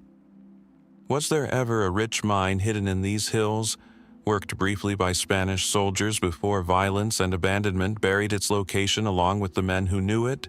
Or has more than 2 centuries of retelling simply built an elaborate legend atop a modest colonial outpost whose real history was violent enough on its own, without requiring buried silver to make it memorable? The hills along the San Saba keep that answer to themselves, the way they have since before the mission's bells ever rang for the last time. The Presidio bells at San Saba fell silent centuries ago, but bells of a different kind, church bells, train bells, the clang of a station master's signal, run through the next story like a recurring motif, because this legend begins not in a hidden mine, but in the sound of an approaching locomotive on a rail line in western Missouri, and the sudden practiced violence of men who had turned robbery into something like a craft. By the mid-1870s, Jesse James and his brother Frank, along with a rotating cast of associates that included the younger brothers, had already built a reputation as among the most notorious outlaws in the American West, responsible for a string of bank and train robberies across Missouri, Kansas, and neighboring states that combined careful planning with a level of calculated brutality that kept authorities perpetually behind them. Estimates of the total sum stolen across the gang's roughly 15-year criminal career vary considerably depending on the source, but most serious historical accounts place the figure somewhere in the range of hundreds of thousands of dollars, an extraordinary sum for the era, accumulated through dozens of individual robberies carried out with mixed but often significant success. What has never been definitively established, and what forms the core of the treasure legend surrounding Jesse James, is what became of that accumulated wealth. James was killed in 1882, shot in his own home in St. Joseph, Missouri, by Robert Ford, a member of his own gang who had arranged the killing in exchange for amnesty and reward money from Missouri's governor. At the time of his death, James was living under an assumed name, had reportedly been attempting to plan additional robberies to address financial pressures, and left behind no obvious fortune, no discovered cache of hidden money, and no confirmed bank accounts holding anything close to the sums the gang was believed to have stolen over the preceding decade and a half. The mainstream explanation for this apparent absence is straightforward enough. Most historians who have studied the gang's activities in detail argue that the money was likely spent as it was acquired, distributed among gang members, used to fund the group's fugitive lifestyle, support family members, bribe informants and sympathizers who helped shelter them from authorities, and cover the substantial costs of remaining constantly on the move to avoid capture. Under this reading, there was never a large accumulated treasure waiting to be hidden in the first place, only ordinary criminal proceeds that flowed through the gang's hands and out again nearly as quickly as they were obtained, leaving little or nothing behind by the time James was killed. And yet, much like other outlaw legends before it, the absence of a documented fortune has never fully satisfied popular imagination, and persistent stories have circulated for well over a century claiming that James buried significant sums of money at various locations across Missouri and neighboring states, intending to retrieve the caches later once circumstances allowed, only to be killed before he could act on those plans, or before he ever revealed their locations to anyone else. Some versions of this story point to specific sites, caves, riverbanks, and family properties associated with the James family, where searchers have periodically dug in hopes of uncovering a hidden cache without any confirmed discovery ever being definitively linked back to the gang's known robberies. A more speculative strand of the legend holds that James may have maintained hidden funds specifically as a contingency, aware that his violent profession made an early death likely, and that he deliberately avoided telling even close family members the full extent or location of any hidden reserves, precisely to protect them from the legal and financial scrutiny that would follow his eventual capture or death. Under this reading, any hidden money may remain concealed not because it never existed, but because James's own caution in protecting his family from association with stolen wealth effectively sealed its location along with his own silence. Other researchers have pushed back on the entire premise, noting that the gang's later robberies, in the years immediately preceding James's death, appear to reflect a group under genuine financial strain, rather than one sitting on a substantial hidden fortune, with several of the final planned operations described in historical accounts as motivated by real, pressing need rather than simple greed or habit. If the gang was genuinely struggling financially in its final years, these researchers argue the idea of a substantial buried treasure becomes considerably harder to sustain, regardless of how appealing the story remains to popular imagination. Adding another layer of uncertainty are persistent theories, some taken more seriously by historians than others, suggesting that Jesse James's death itself was staged, and that a body other than James's was buried under his name while the outlaw himself lived on quietly elsewhere under a different identity for years afterward. Modern forensic analysis, including DNA testing conducted on exhumed remains in the 1990s, has generally supported the conclusion that the body buried as James was indeed his, lending strong support to the mainstream account of his death, even as some skeptics continue to question aspects of that testing and its interpretation. What remains, more than a century after James's death, is a landscape across Missouri, and its border states still occasionally disturbed by hopeful searchers, still marked by family properties and rural sites where digging has occurred over the decades without ever producing verified stolen wealth. Was there ever a substantial hidden fortune at all, carefully concealed by a man who understood his own mortality better than most? Or did the money simply pass through outlaw hands the way stolen money so often does, spent and scattered long before anyone thought to look for where it might have been buried? The rail lines Jesse James once robbed still run through the same Missouri countryside today. Indifferent to which version of the story might be true, carrying nothing now but ordinary freight over ground that may, or may not, still be hiding something underneath it. Robert Ford's bullet ended one outlaw's story in a Missouri farmhouse, but Missouri itself had already produced a different kind of fugitive wealth 2 decades earlier, tied not to bank robbery but to a collapsing nation, and to the desperate men who served it until the very end. Their story leads west, into the deserts of Arizona and Texas, where a different kind of hidden fortune is said to remain buried by soldiers who had nothing left to serve but the gold itself. The story concerns the final, chaotic weeks of the Confederacy in the spring of 1865, when Confederate government officials, military officers, and Treasury personnel found themselves scrambling to secure whatever remaining gold, silver, and specie the collapsing government still possessed, as Union forces closed in and the Confederate capital at Richmond fell. Historical records confirm that a portion of the Confederate treasury was indeed evacuated southward during this period, transported under guard in an effort to keep it from Union hands, with the exact final disposition of various portions of that treasury remaining a subject of genuine historical debate, even among serious researchers working from primary wartime documentation.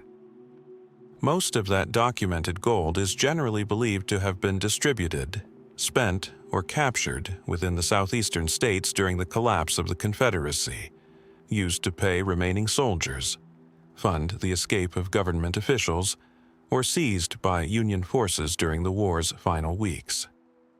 But persistent legend holds that a separate portion, smaller and less thoroughly documented, made its way much farther west, carried by a detachment of soldiers or officials attempting to reach Confederate sympathizers in Texas, or potentially to cross into Mexico entirely, where a substantial expatriate Confederate community was in fact forming in the war's aftermath among officers and officials unwilling to accept surrender or reconstruction.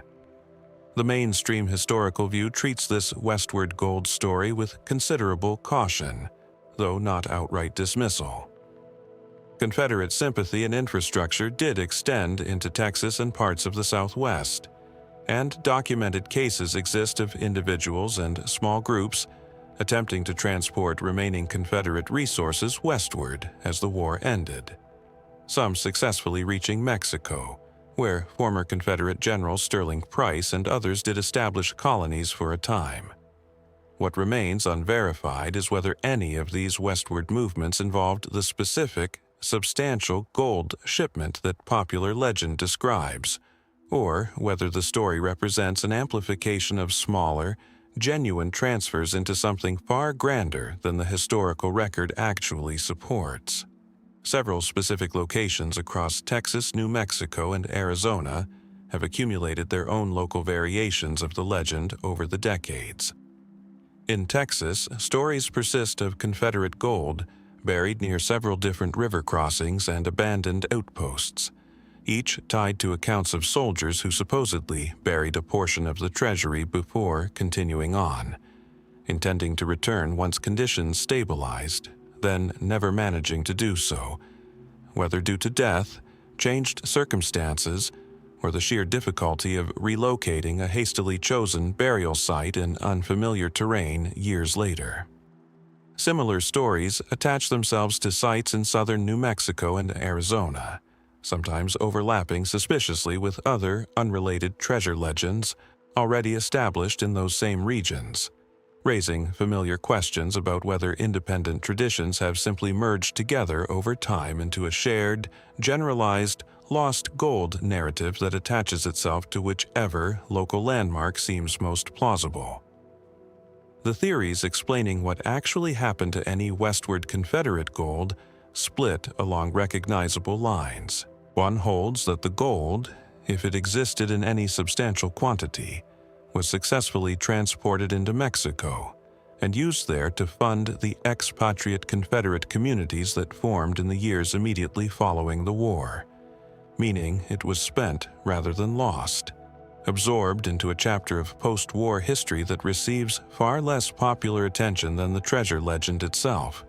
since a story about political refugees quietly spending money is considerably less compelling than one about gold still waiting to be found.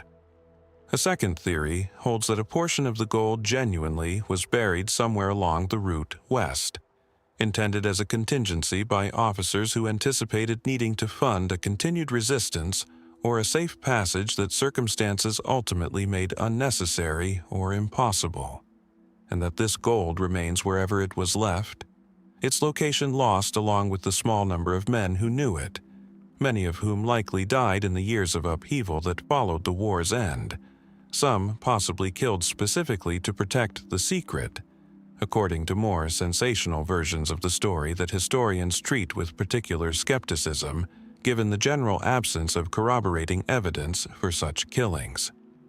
A third, more skeptical position argues that the entire westward gold narrative may have originated from confusion or conflation with genuine but comparatively modest transfers of Confederate funds, exaggerated over subsequent decades by regional storytellers eager to attach a piece of Civil War history to their own local landscape, a pattern common enough in American folklore that historians have given it specific attention as a phenomenon separate from the question of whether any particular version of a given story is literally true. Adding a further layer of uncertainty is the practical difficulty of ever definitively resolving these regional claims. Unlike the collapse of Richmond, which produced extensive documentation from multiple competing sources, the movements of small, informal groups attempting to flee westward during the chaotic final weeks of the war left behind comparatively little reliable paperwork, meaning the historical record for this specific chapter of Confederate collapse is genuinely thinner than for many other aspects of the war's conclusion, a gap that leaves considerably more room for both legitimate historical uncertainty and popular embellishment to coexist without either being fully resolved.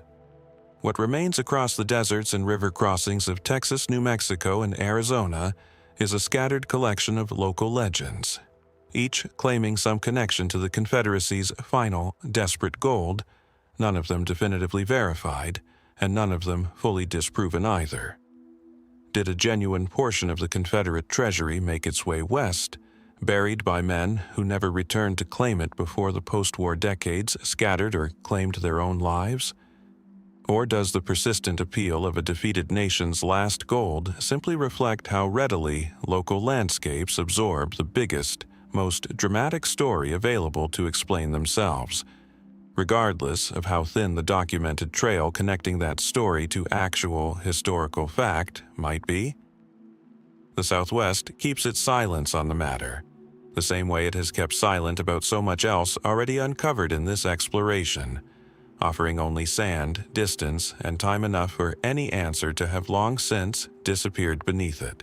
The Confederacy's last gold echoes a question that has followed this exploration across every desert and canyon so far. What happens to wealth abandoned by a falling power, moved in secrecy by people who never lived to reclaim it? That question reaches back far further than any 19th century collapse, into the final days of an empire that fell 3 centuries earlier still, and into a legend so old it predates the United States itself, the story of a treasure said to belong to Montezuma, last true emperor of the Aztec people, hidden somewhere across the American Southwest at the very moment his world was ending. The historical foundation here is genuine, even if heavily obscured by centuries of retelling. In 1519, Spanish conquistador Hernán Cortés arrived in the Aztec capital of Tenochtitlan, where Emperor Moctezuma II, commonly rendered in English as Montezuma, presided over one of the wealthiest civilizations the Spanish had yet encountered, a city whose temples and royal stores reportedly held staggering quantities of gold, silver, and other treasures accumulated over generations of tribute from subject peoples across the region.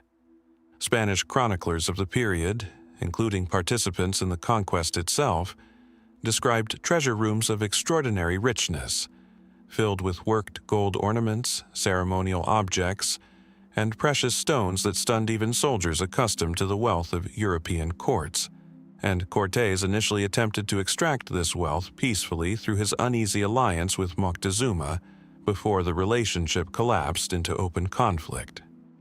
That conflict culminated in 1520, during what Spanish accounts call La Noche Triste, the Night of Sorrows, when Cortés and his forces were driven from Tenochtitlan by an Aztec uprising following Moctezuma's death, an event whose exact circumstances remain debated even among historians working directly from surviving Spanish and indigenous accounts. In the chaos of that retreat, Spanish soldiers attempting to flee the city with looted treasure reportedly lost much of it in the causeways and canals surrounding Tenochtitlan, weighed down by gold as they tried to escape, with some accounts describing soldiers drowning under the literal weight of the wealth they refused to abandon even as their lives depended on moving quickly. Later, Spanish attempts to recover this lost treasure from the canal beds around the ruined city met with only partial success, and some historians believe portions of that specific hoard likely remain buried in the modern foundations of Mexico City itself, a separate and better documented mystery from the one this legend concerns. This much is reasonably well documented, drawn from multiple independent accounts written by participants and near contemporaries of the events themselves. Where the story shifts decisively into legend is in the claim, which emerged in various forms over subsequent centuries, that a substantial portion of Moctezuma's treasury was deliberately removed from Tenochtitlan before or during the Spanish conquest, carried northward by loyal subjects or priests specifically to keep it from Spanish hands, and eventually hidden somewhere in the vast, largely unmapped territories that would later become the American Southwest. The traditional version of this legend holds that Aztec nobles, or priests, anticipating the fall of their empire, organized a secret expedition to transport a significant quantity of gold and sacred objects far from the capital, traveling for months or years through what is now northern Mexico and into present-day New Mexico, Arizona, or even further north, before concealing the treasure in a cave, canyon, or underground chamber whose location was known only to the small group entrusted with the journey. According to various tellings, this group either died before completing a return journey to Tenochtitlan, was wiped out by hostile indigenous groups encountered along the way, or deliberately chose never to return, understanding that the empire they had served no longer existed in any form worth returning to. Some versions add further embellishment, describing elaborate rituals performed at the hiding place to seal or curse the treasure against discovery by anyone other than a rightful heir to the Aztec throne, a detail that, whatever its origin, has done nothing to discourage generations of searchers from trying anyway. Mainstream historians approach this narrative with considerable skepticism, for reasons rooted in both documentary evidence and practical logistics. No confirmed Spanish colonial or indigenous document from the 16th century describes such an expedition in verifiable detail, and the sheer distance between Tenochtitlan and the regions where the legend places the hidden treasure, several thousand miles of difficult terrain, much of it controlled by indigenous groups with no particular loyalty to the Aztec Empire, and every reason to resist strangers passing through with valuable cargo, presents serious logistical problems for the story as popularly told. Under this reading, the Montezuma treasure legend likely represents a much later invention, or an amplification of smaller, unrelated stories, reflecting the broader fascination that Spanish colonizers and later American settlers alike held for the genuine, well-documented wealth of the fallen Aztec Empire, regardless of whether any specific portion of that wealth ever actually made the journey north. And yet, much like the other legends explored so far, the story has proven remarkably resilient, sustained in part by its association with specific, recurring locations across the Southwest that have drawn searchers for generations. Perhaps the most famous of these is the so-called Superstition Mountains connection, linking the Montezuma legend directly to the same range already explored earlier in relation to the lost Dutchman mine, with some tellings suggesting that Jacob Waltz's gold source and the hidden Aztec treasure were, in fact, the same site, discovered independently by different parties across different centuries. Other versions of the legend attach themselves to specific caves and canyons across New Mexico and Utah, some tied to local indigenous oral traditions describing hidden wealth left by ancient visitors from the South, traditions whose relationship to the Spanish-era Montezuma legend remains a subject of genuine scholarly debate, since determining whether such stories represent independent indigenous tradition, later absorption of Spanish colonial legend, or some blend of both is exceptionally difficult using the evidence that survives. Several competing theories attempt to account for the persistence of this legend despite its evidentiary weaknesses. One holds that the story originated not from any genuine Aztec expedition, but from later Spanish colonial explorers and administrators, who, encountering scattered indigenous ruins and artifacts across the Southwest during centuries of exploration and settlement, speculated that such sites might be connected to the fallen Aztec Empire, given the well-known wealth Cortés had documented in Tenochtitlan decades earlier, with these speculative connections gradually calcifying into treasure legend as they were repeated across generations of settlers eager to explain unusual archaeological finds in terms of a famous, already established story rather than the more complex and less immediately satisfying explanations that actual indigenous history in the region would require. A second theory takes the legend more literally, suggesting that some genuine transfer of Aztec wealth northward is plausible, given the extensive trade networks that did, in fact, connect Mesoamerican civilizations to peoples across what is now the American Southwest for centuries before Spanish contact, meaning the infrastructure and precedent for such long-distance movement of goods existed independently of any desperate, treasure-specific expedition, and that some genuine cultural or material connection between Aztec wealth and southwestern sites may exist, even if the popular version of the story, involving a single dramatic expedition of doomed priests, considerably oversimplifies whatever more gradual, trade-based movement of goods might have actually occurred over a longer period. A third and more skeptical position argues that the entire legend functions primarily as a kind of narrative attachment point, a famous, evocative story that later generations of American treasure hunters and storytellers have used to explain nearly any unexplained archaeological feature across the Southwest, regardless of whether a genuine connection to Aztec history exists, precisely because the Montezuma name carries an emotional and historical weight that a more accurate, mundane explanation typically lacks.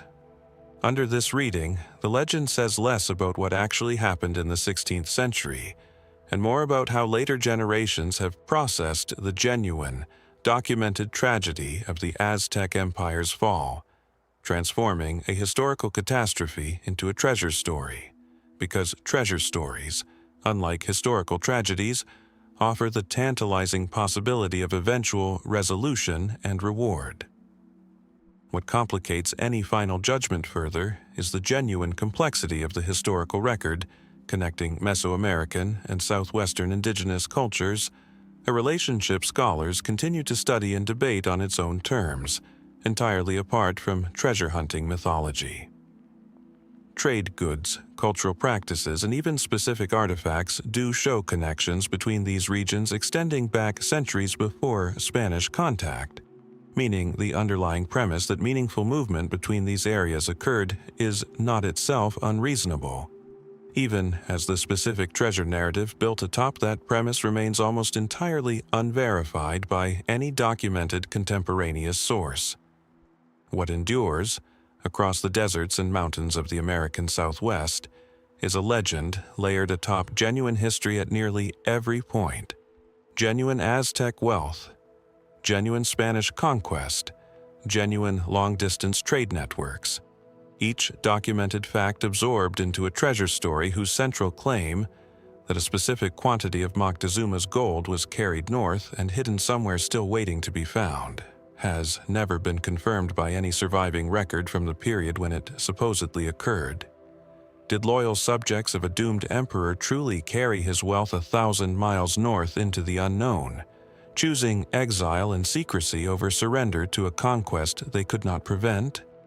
Or has one of history's genuine tragedies simply been reshaped across 5 centuries of retelling into the kind of treasure story that every generation since has needed enough to keep alive, regardless of whether the ground anywhere in the Southwest actually holds what the legend insists it does? The mountains and canyons keep their silence, the same silence they have kept since long before any Spanish soldier first asked an Aztec emperor to reveal where his empire's wealth was kept.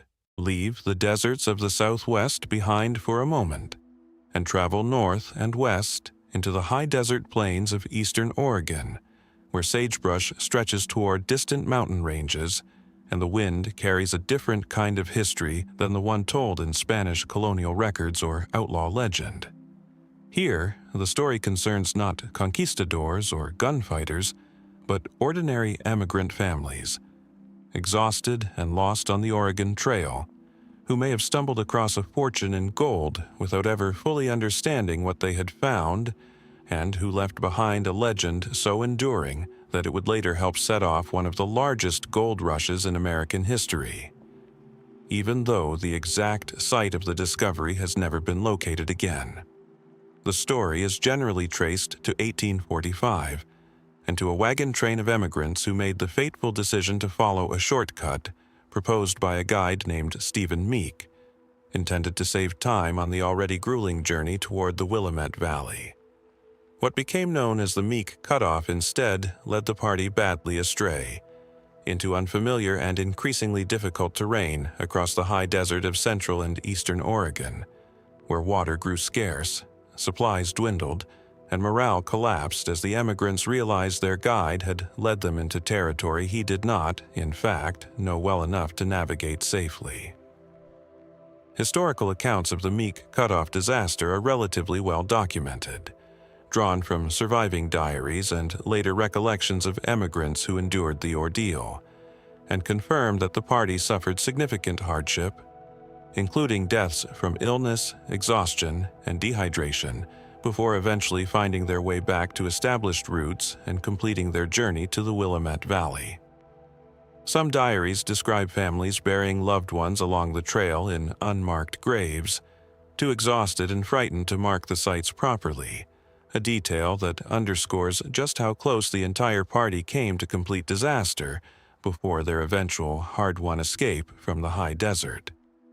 It is somewhere within this documented ordeal that the treasure legend takes root.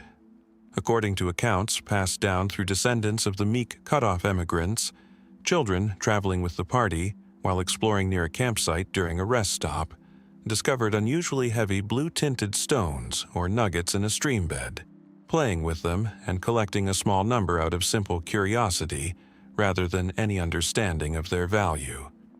Some versions of the story specify that the stones were carried in a blue bucket, giving the legend its enduring name, while others describe the container more generally, with the specific blue bucket detail possibly reflecting later embellishment layered onto a simpler original account.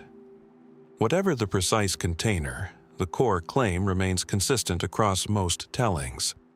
Exhausted, frightened, and focused entirely on survival, the emigrants did not recognize the stones as gold, discarded most of them, and continued on their desperate journey toward the Willamette Valley without any awareness of what they had left behind in that streambed.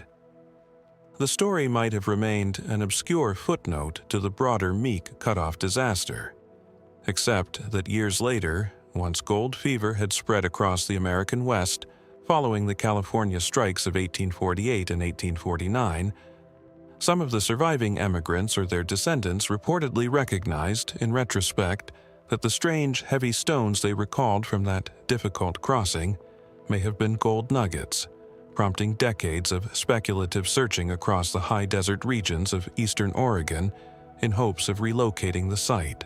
Newspaper accounts from the later 19th century occasionally revived interest in the story, particularly whenever new gold strikes were reported elsewhere in Oregon, each fresh discovery renewing speculation that the long-lost Blue Bucket site might finally be within reach, only for that renewed enthusiasm to fade again once no confirmed connection could be established. The mainstream historical view treats the Blue Bucket story with considerable interest, but also significant caution.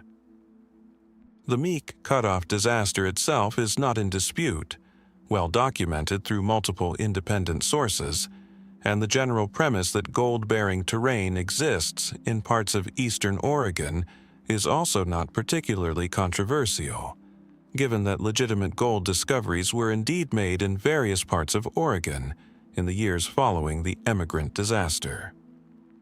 What remains genuinely uncertain is whether the specific childhood discovery described in the legend actually occurred as told, whether the stones in question were truly gold at all, and, if they were, precisely where along the Meek Cutoff's difficult and poorly documented route the discovery might have taken place, given that the emigrants themselves, disoriented and desperate, left behind only fragmentary and sometimes contradictory accounts of their exact path through the region. This ambiguity about the specific route has proven to be the central obstacle to ever resolving the legend definitively. Unlike many lost treasure stories tied to a single, identifiable landmark, the Blue Bucket legend is complicated by the fact that historians and Meek Cutoff descendants themselves have long disagreed about which specific stretches of eastern Oregon the wagon train actually traversed during its weeks of wandering, with proposed routes spanning a remarkably wide swath of the state's high desert country, from the vicinity of the Malheur River to areas much farther north and west. This geographic uncertainty means that even searchers operating in good faith, drawing on genuine historical research, have had no reliable way to narrow their efforts to a specific location, and decades of speculative prospecting across multiple, sometimes widely separated regions have failed to produce any confirmed rediscovery of the original site. Several competing theories have emerged from this puzzle. One holds that the story is essentially accurate in its broad outline, that emigrant children genuinely did encounter gold-bearing stones somewhere along the disastrous route, and that the site remains undiscovered simply because the specific stretch of terrain involved has never been correctly identified among the many candidate locations proposed over the years, meaning the mine is not so much lost in any mystical sense as it is obscured by an ordinary failure of historical geography, the kind of uncertainty that would be entirely unremarkable if the underlying story didn't involve gold. A second theory suggests that the story, while perhaps rooted in a genuine childhood discovery of some unusual stones, may have involved a misidentification, with later retellings, informed by the era's intense gold fever following the California strikes, retroactively transforming an ordinary geological curiosity into a gold discovery that never actually occurred. The human tendency to reinterpret ambiguous memories in light of later, more exciting information being a well-documented phenomenon entirely apart from this specific case. A third, and more skeptical position argues that the entire legend may have developed considerably after the fact, potentially decades after the actual Meek Cutoff disaster, as an origin story retroactively attached to a documented historical hardship in order to give that suffering a redemptive, treasure-adjacent meaning, a pattern not unlike other frontier legends already explored, in which genuine historical events serve as a foundation onto which later generations layer more dramatic or meaningful narratives than the original events, on their own, actually support. Complicating the picture further is the legend's broader historical impact, regardless of its literal truth. Stories of the Blue Bucket discovery are often credited by historians with helping to draw prospectors and settlers into the eastern Oregon high desert during the years following the California gold rush. contributing to genuine mining activity and settlement in the region, even if the specific site described in the original legend was never confirmed. In this sense, the Blue Bucket story functioned as a kind of self-fulfilling prospecting incentive, drawing searchers into terrain that did, in some areas, contain legitimate gold deposits, even if none of those confirmed strikes could ever be definitively linked back to the exact spot where emigrant children supposedly once played with heavy blue stones beside a desert stream. Some historians go further, arguing that the legend's greatest historical significance may lie precisely in this indirect effect, shaping the pattern of settlement and prospecting across an entire region long after the original wagon train had passed through and moved on, regardless of whether the founding story itself could ever be verified. The wagon ruts of the Meek Cutoff can still be traced today in certain stretches of the Oregon high desert, faint depressions in the earth marking where desperate families once passed through country that nearly destroyed them, long before anyone thought to wonder what they might have carried past without knowing it. Modern researchers, armed with historical diaries, satellite imagery, and a much more precise understanding of the region's actual geology than 19th century prospectors ever possessed, continue to debate the most plausible candidate locations without ever converging on consensus. What remains, more than a century and a half after that desperate crossing, is a legend inseparable from genuine, well-documented suffering, a story about gold that may be, at its heart, less about buried wealth than about the particular cruelty of proximity, the possibility that exhausted, frightened people once walked directly past a fortune without recognizing it for what it was, too consumed by survival to notice what lay glittering, ignored, at their feet. Did those emigrant children really hold gold in their hands without knowing it, discarding a fortune somewhere along a route now lost to imprecise memory and shifting terrain? Or has a genuine historical tragedy simply acquired, over generations of retelling, the golden shine that so many difficult stories eventually need in order to be remembered at all? The high desert keeps its own counsel, the wind moving across sagebrush and old wagon ruts alike, indifferent to which version of the story, if either, actually happened along that forgotten stretch of trail. Some miles north of that last resting place, where the desert floor gives way to folded copper hills, another story waits, one written not in bone or stone, but in the ledger of a stagecoach line that never quite balanced its books. The town of Bisbee, Arizona, sits in a narrow canyon called Tombstone Canyon, its wooden buildings stacked one atop another against the slope like something built by people who had run out of flat ground and patience at the same time. By the early 1880s, it was one of the richest copper camps in the American Southwest, and richness in that country meant one thing above all: money moving. Payroll money, bullion, coin that had to travel by wagon and by stage along roads carved through washes and rock, guarded by men who were paid to die for it if it came to that. It often did. The stagecoach was the artery of the frontier economy, and like any artery, it could be cut. Between Bisbee and the railhead at Fairbank, and along the roads connecting the mining camps to Tombstone and beyond, stage robberies were not rare events. They were closer to a seasonal hazard, as expected and as feared as flash floods in the summer monsoon. Wells Fargo strongboxes rode under floorboards. Shotgun messengers rode beside the driver, eyes on the brush line. And somewhere in that traffic of silver and paper currency, one robbery, one payroll shipment, slipped into a category all its own. Not because of how it was taken, but because of what happened to it afterward. The basic facts, where they can be pinned down, are simple enough to state plainly.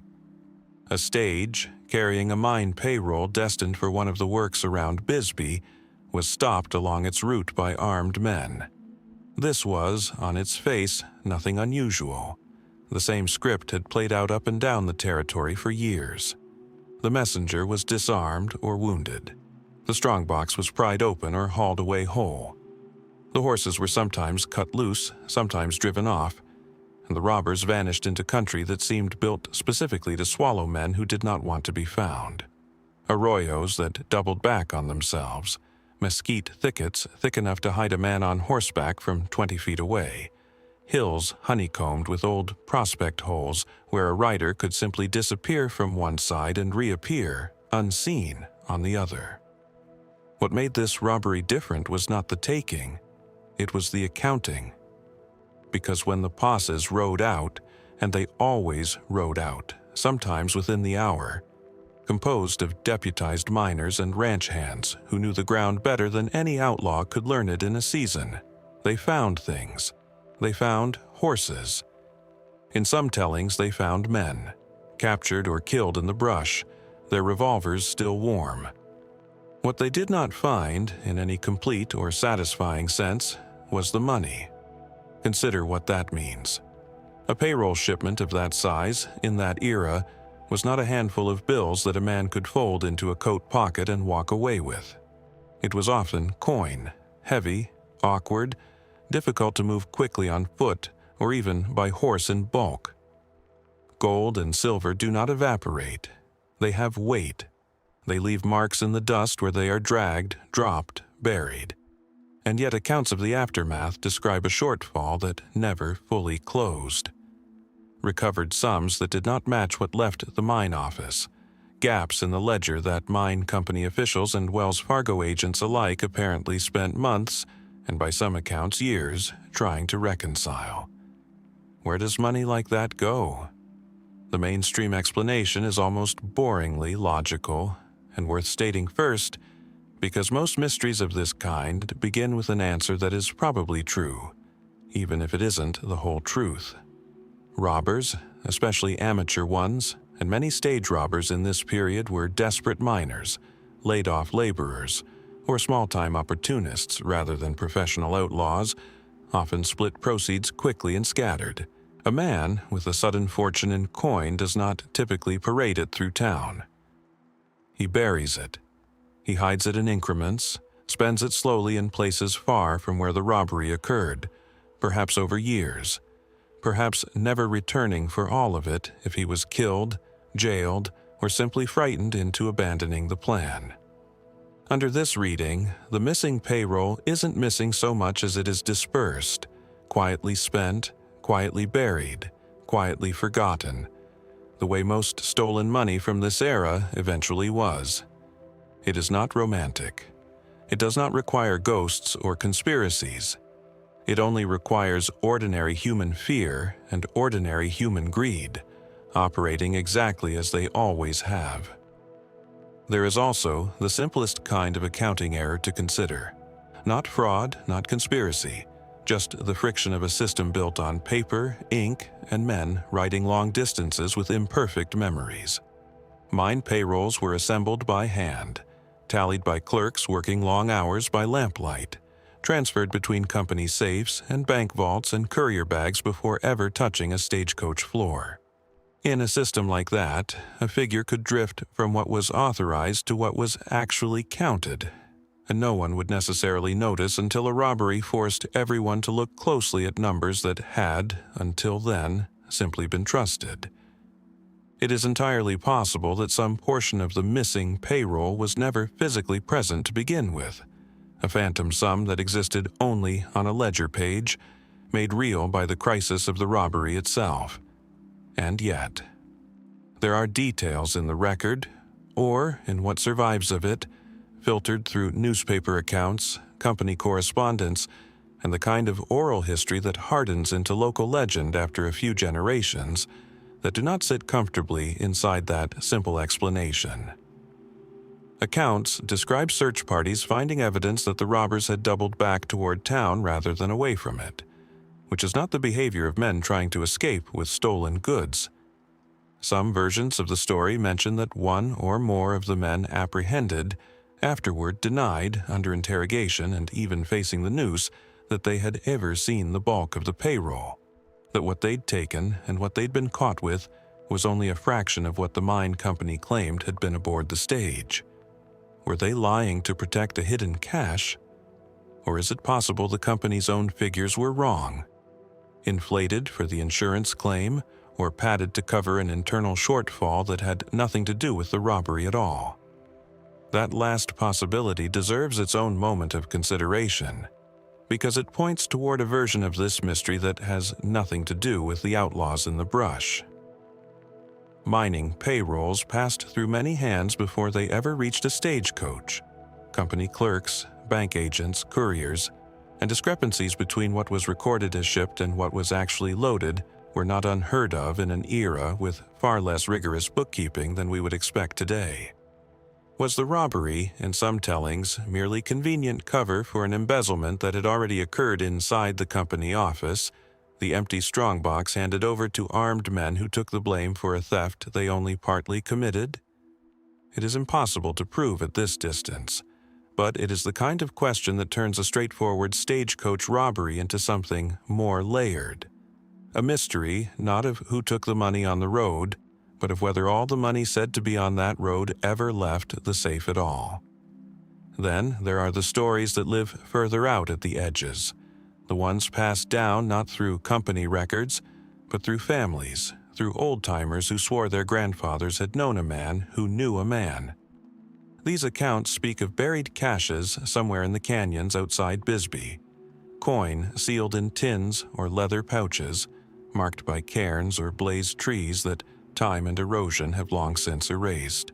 Treasure hunters have, by some accounts, searched those hills on and off for more than a century, drawn by the same logic that draws people to any unresolved sum of money in a landscape that seems designed to keep secrets. The logic that says it has to be somewhere. Copper mining companies do not simply write off a fortune and move on without a trace of where it went. Someone, somewhere, knows. Some of these searchers have described old diggings in the hillsides that don't match any known mine claim. Shallow pits, long collapsed, cut not for ore, but seemingly for something else entirely, in places no assayer would have bothered to test. Whether these are the scars of treasure hunters from decades past, chasing the same rumor in the same hills, or something closer to the original hiding place itself, no one has ever definitively said. The land keeps that kind of secret well. It always has. Do they? Or is that simply the shape our minds give to an old loss? The need to believe that an unresolved number in a ledger must correspond to a hidden, findable thing, rather than to the far more likely truth that money, once stolen and scattered by frightened, desperate men in hard country, simply ceases to exist as a traceable object at all. Coins get spent in saloons 100 miles away. They get melted down. They pass through so many hands that the line connecting them back to a single stagecoach on a single afternoon disappears faster than any trail through the mesquite.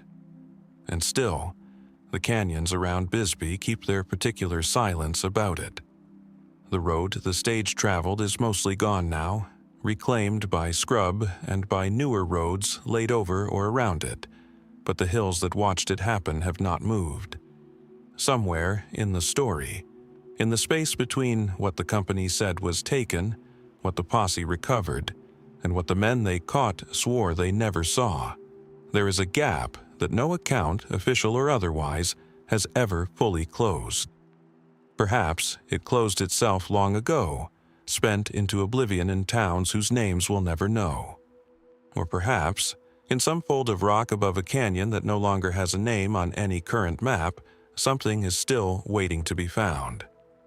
And the only reason it hasn't been is that no one has yet asked the right question, in the right place, at the right time. A ledger that never balances has a particular kind of power over the people who inherit it. It sits there, decade after decade, an open wound in the arithmetic, and somewhere north of the Arizona canyons, in the high-grass country of Nebraska and Wyoming territory, another set of books refused to close in much the same way. The Elkhorn stage line ran through some of the loneliest country in the American interior. Rolling, wind-scoured grassland, broken by river breaks and cottonwood bottoms, the kind of landscape that offers a traveler no place to hide and, somehow, still manages to swallow things whole. The stage road followed the Elkhorn River for long stretches, crossing it at fords that shifted with every spring flood, cutting through the kind of open country where a man could supposedly see a rider coming from 5 miles off. And yet it was here, along this river, in this country that seemed to offer no cover at all, that one of the most persistent unsolved stories of the western frontier took shape: the disappearance of a gold shipment that, by every account, should never have been possible to lose. The facts, as far as they can be established, begin plainly enough. A shipment of gold, mined, refined, and consigned for transport east, likely bound eventually for a mint or a banking house, was loaded onto a stagecoach making its scheduled run along the Elkhorn route. This was not an unusual cargo for the line. Gold moved through this corridor regularly in the decades following the territorial mining booms, carried under guard, logged at each stop, weighed and reweighed by agents who had every incentive to keep meticulous records, since their own reputations, and often their own money, were bonded against the safe arrival of what they carried. The stage departed on schedule. Multiple witnesses at the point of origin confirmed the gold was loaded, weighed, and sealed. And then, at some point along a route that should have taken a matter of hours, between one way station and the next, the gold ceased to exist in any form that could ever be accounted for again. This is worth sitting with for a moment because it is not, on its surface, a robbery story in the familiar sense. There is no definitive account of gunfire. No bullet-scarred stagecoach limped into the next station, missing its strongbox and its guard. By most tellings, the coach arrived where it was supposed to arrive, more or less on time, with its driver and any passengers accounted for. What had vanished was not the stage. It was, specifically and only, the gold.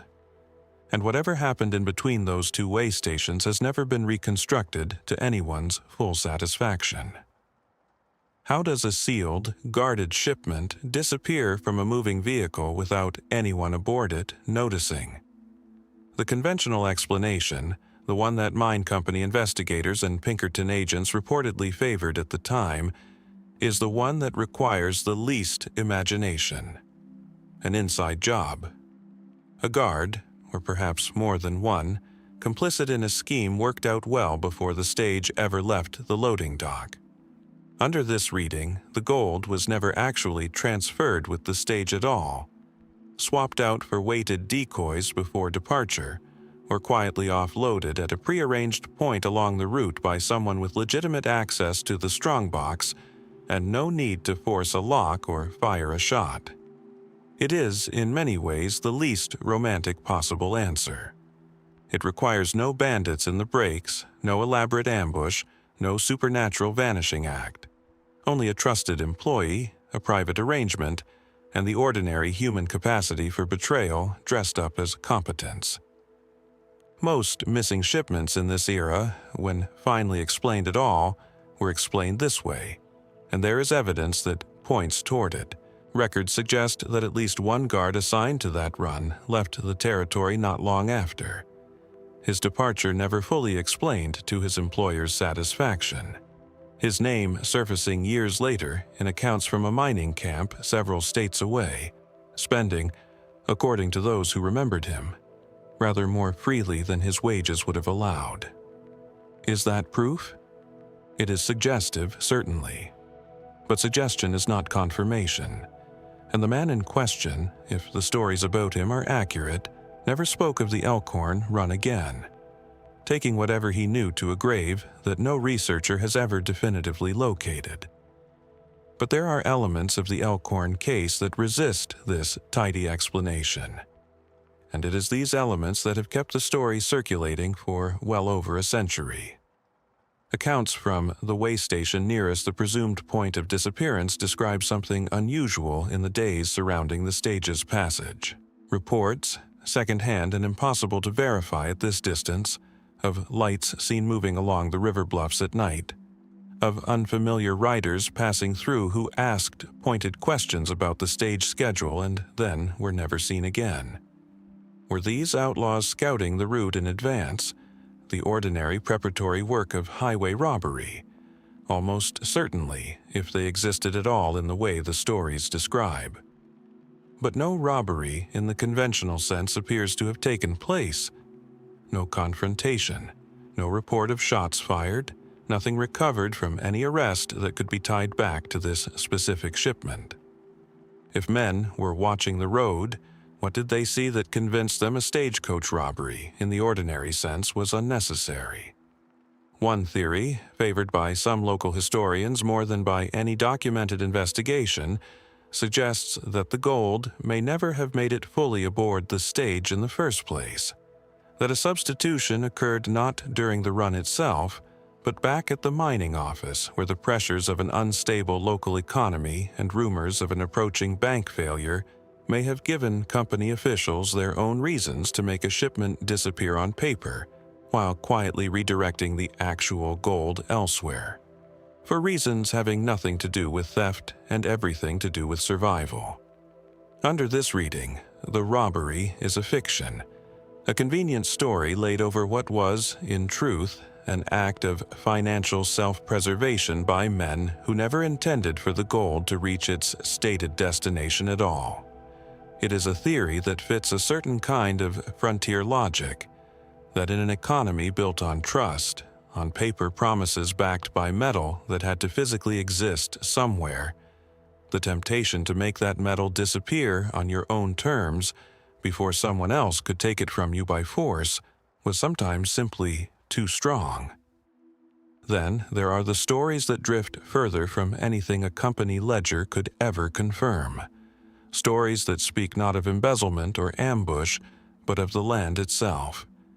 The river breaks along that stretch of the Elkhorn, are cut through with old caves and undercut banks, places where a man on horseback could vanish from view within seconds, and where, according to persistent local rumor, something was hidden away decades before the stage line ever existed. A cache left by earlier travelers through that same country, never recovered, its location passed down only as fragments of story rather than as any map.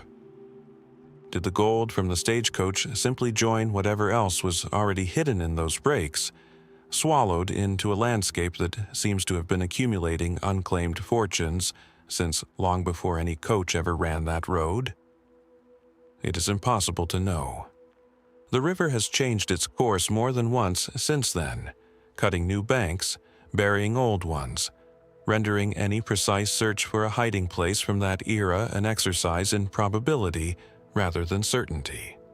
What remains consistent across every version of this story, the mundane and the speculative alike, is the absence at its center. No gold was ever recovered. No confession was ever recorded. No Confederate ever named with certainty. No strongbox ever found abandoned in the breaks with even a fraction of its contents intact. The stage arrived. The passengers went on with their lives. And somewhere between one station and the next, in country that offered, by every account, nowhere at all to hide something so heavy and so valuable, an entire shipment of gold simply ceased to be traceable.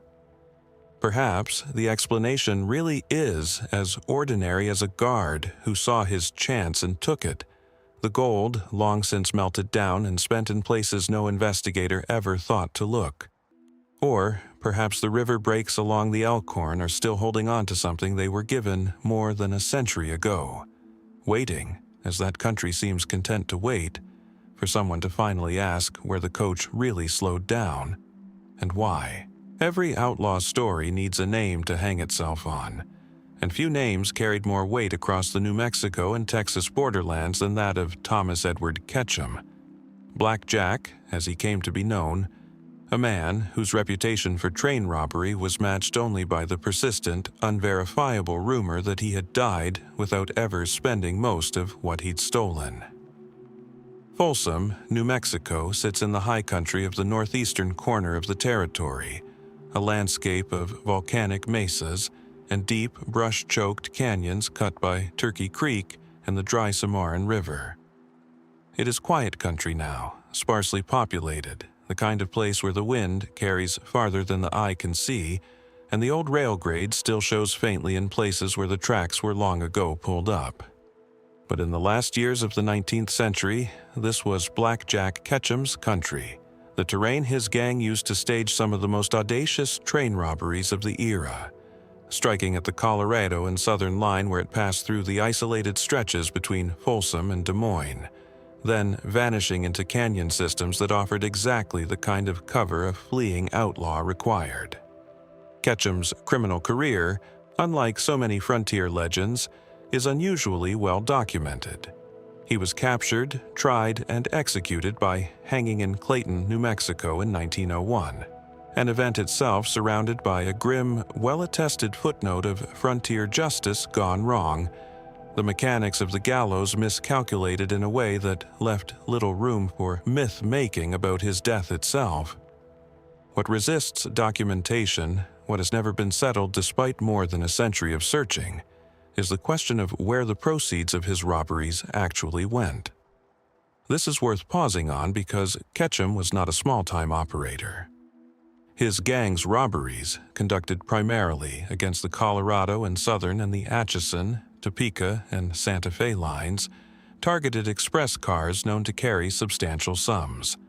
Payroll shipments, mail contracts, and on at least one occasion, a considerable amount in gold and silver coin consigned for transport to banks further along the line. Multiple robberies over several years by a gang that, by most accounts, spent relatively modestly and inconspicuously in the towns where they were known to pass through. The math, to anyone who has tried to reconstruct it from surviving records, does not obviously balance. Where did years of accumulated proceeds from a working train-robbing operation actually go, if not into the ordinary channels of frontier spending that tend to leave a trail? Saloons, land purchases, cattle, the small extravagances that usually give an outlaw away? The straightforward explanation, and likely the correct one in large part, is unglamorous.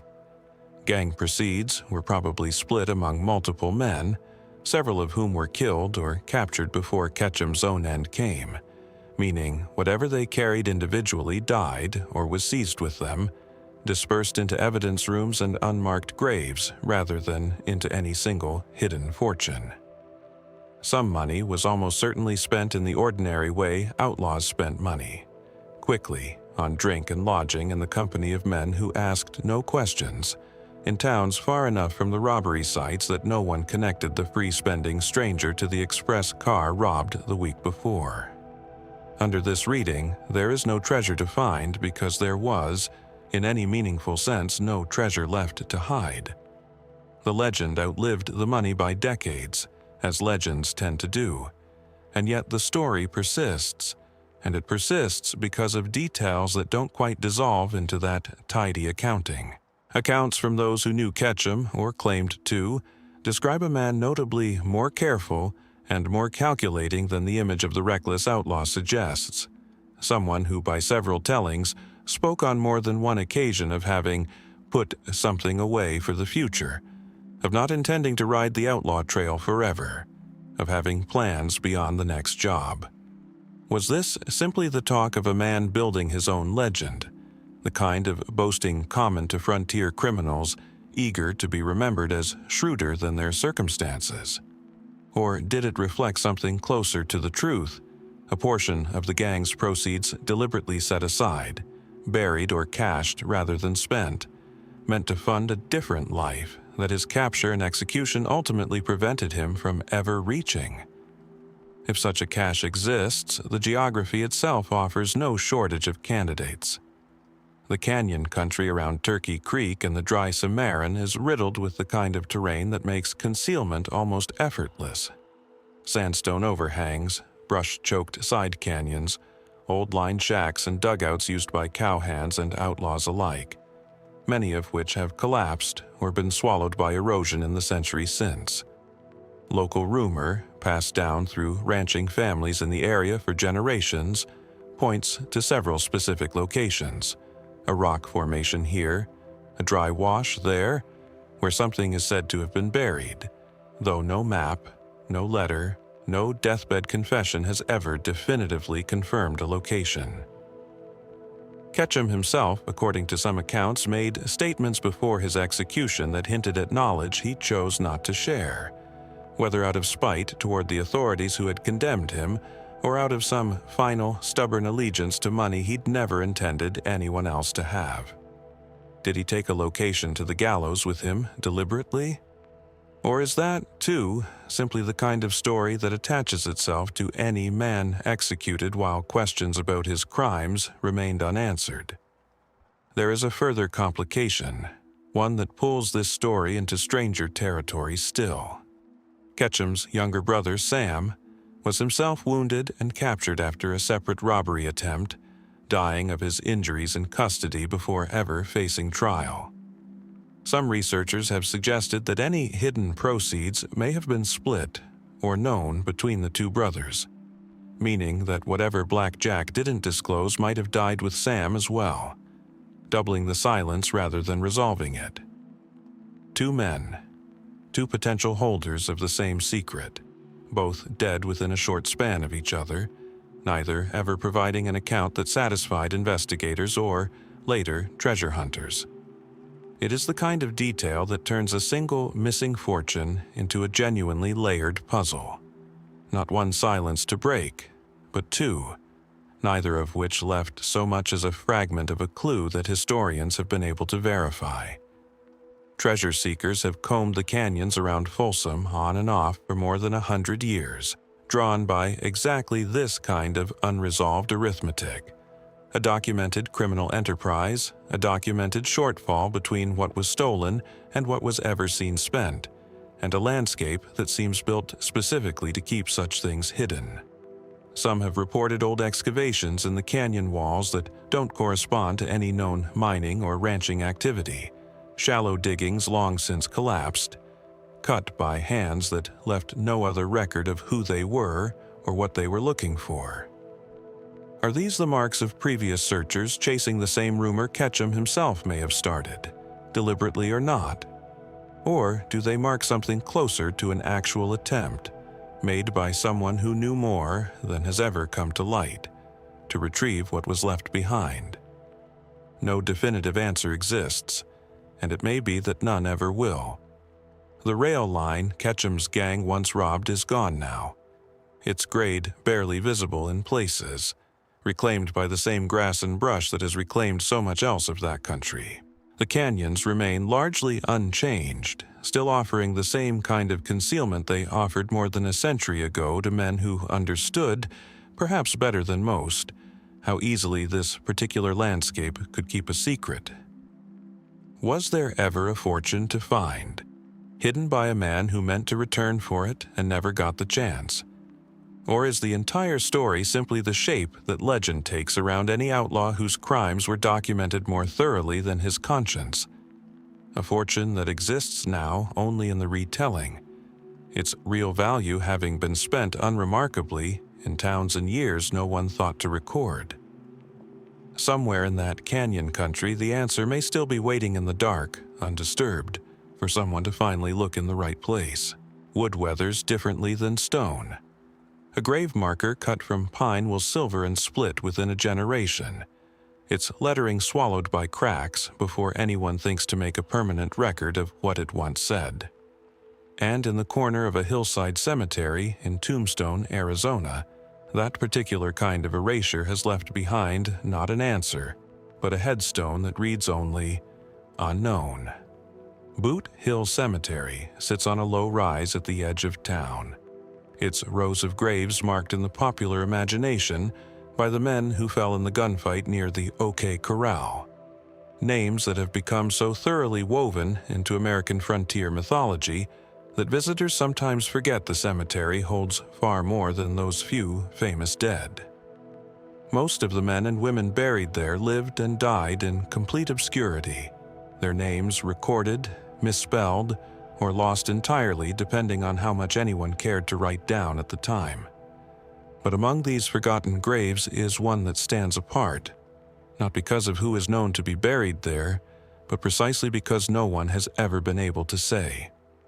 The grave in question, according to surviving cemetery records and the accounts of those who maintained the burial ground in its early decades, held the body of a man killed in circumstances that strongly suggested he had died as an outlaw, shot, by most accounts, in an altercation whose details were never fully recorded, his body left unclaimed by any family, his identity unconfirmed by anyone in town willing or able to name him.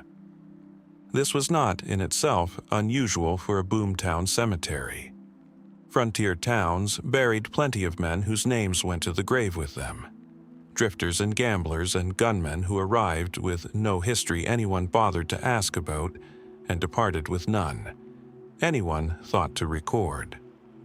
What makes this particular grave persist as a genuine mystery, rather than simply another entry in a long list of forgotten dead, is the manner of the burial itself and the small number of details that did survive. Accounts describe the body as bearing marks that suggested a life of hard use even by frontier standards. Old scars from what appeared to be previous gunshot wounds, evidence of injuries sustained and survived long before the fatal encounter that finally killed him. Whoever this man was, he had been shot before, more than once, and lived. That alone narrows the field of possibility considerably, since it suggests not a first-time drifter caught in an unlucky confrontation, but someone with a longer and more violent history than the single, final incident that brought him to Boot Hill.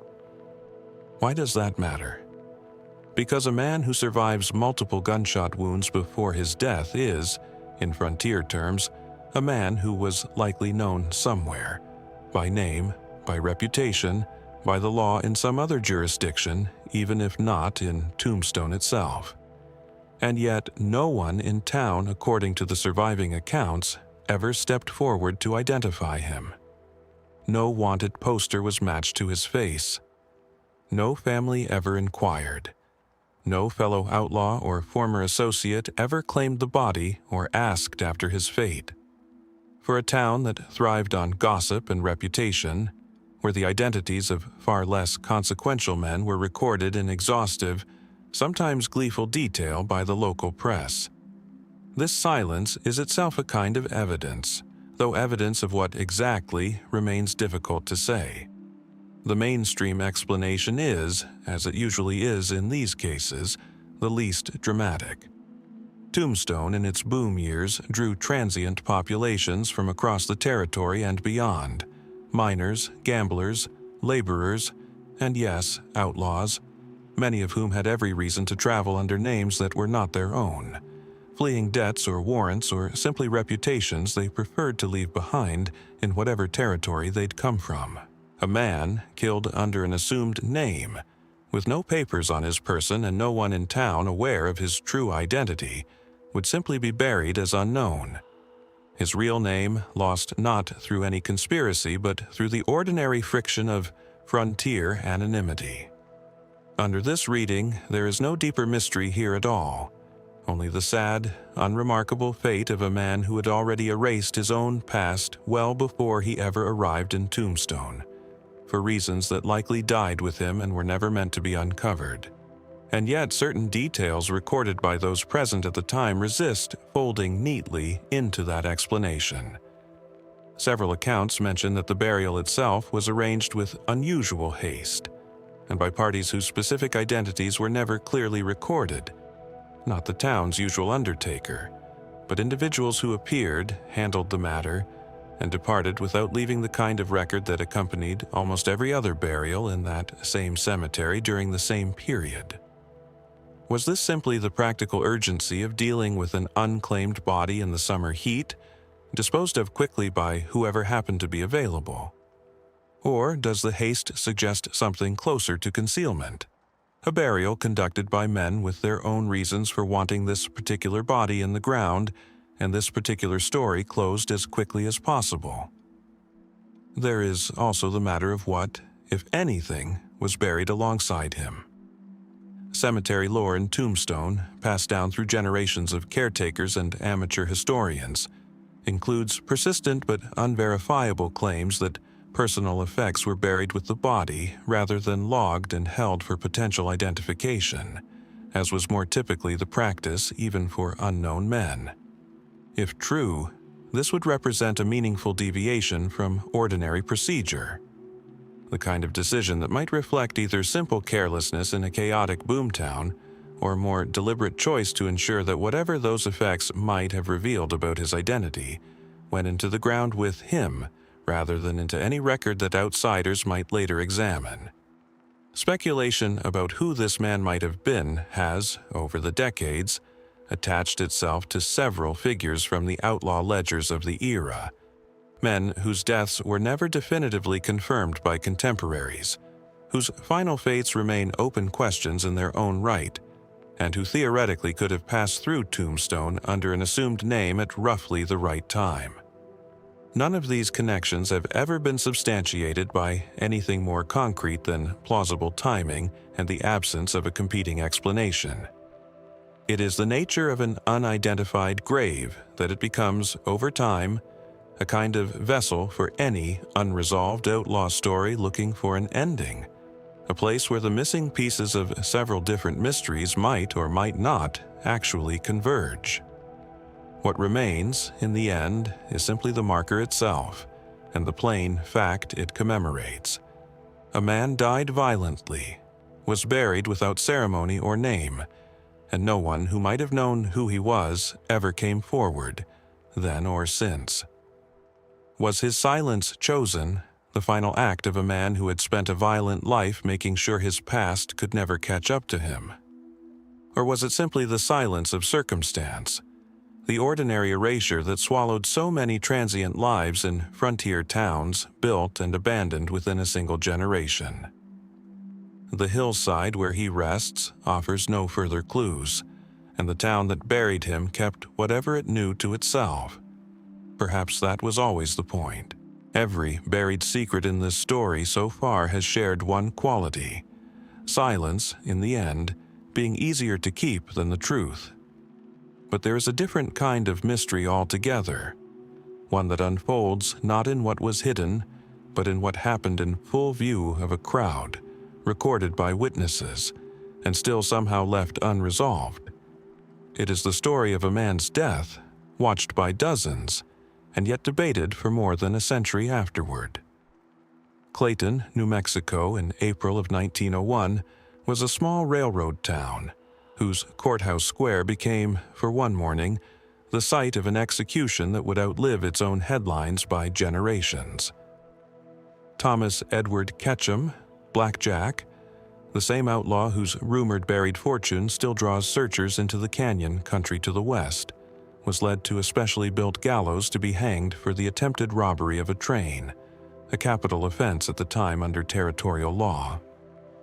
What happened next was witnessed by a crowd of onlookers, recorded by at least one photographer, and described in newspaper accounts printed within days. And yet it remains, even now, one of the most disputed executions in the history of the American frontier.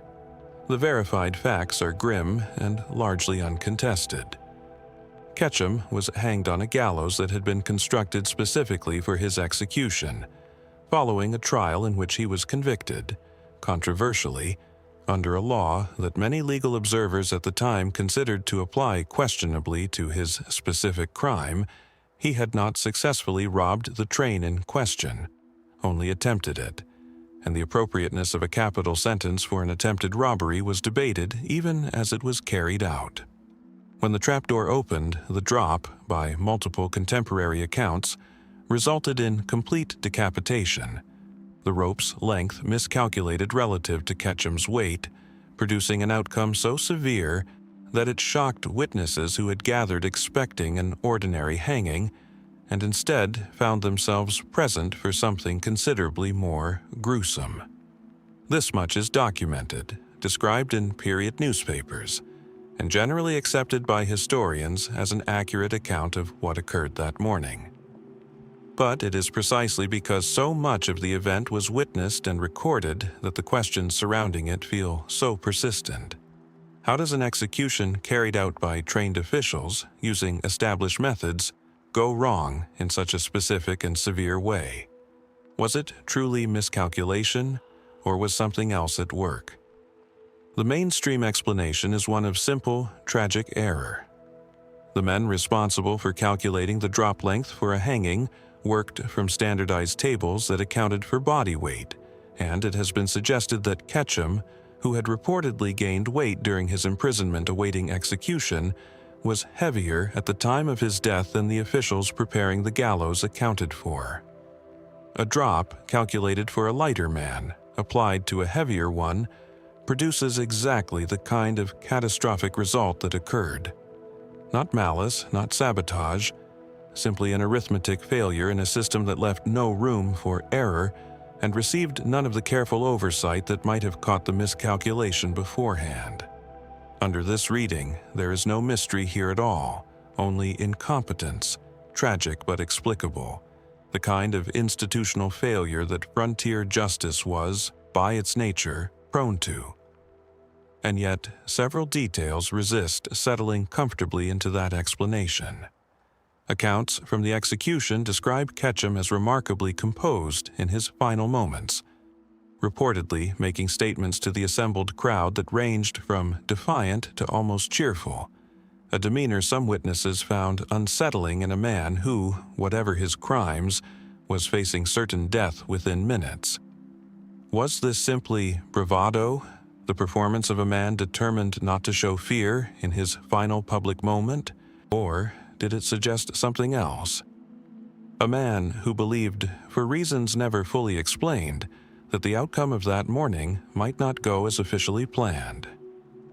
Some later accounts, impossible to verify against any primary source, claim Ketchum made remarks suggesting he expected some manner of intervention or reprieve, though no evidence exists that any such effort was seriously underway, and the claim may simply be the kind of embellishment that attaches itself to any execution after enough retellings. There is also the matter of what happened to his remains afterward, which carries its own strange history.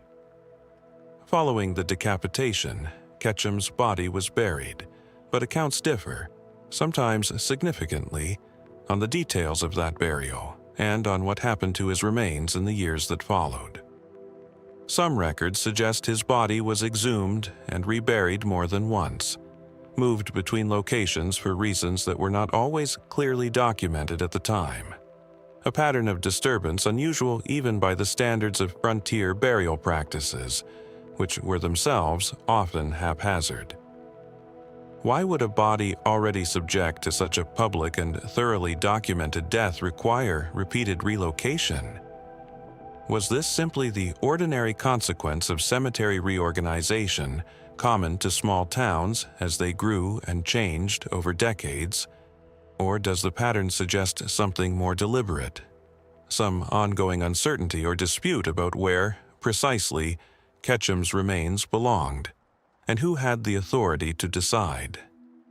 Further complicating matters is the persistent, though never fully substantiated, claim that Ketchum's head, severed in the execution, was handled separately from the rest of his remains in the immediate aftermath, examined or photographed by parties whose specific purposes were never clearly recorded.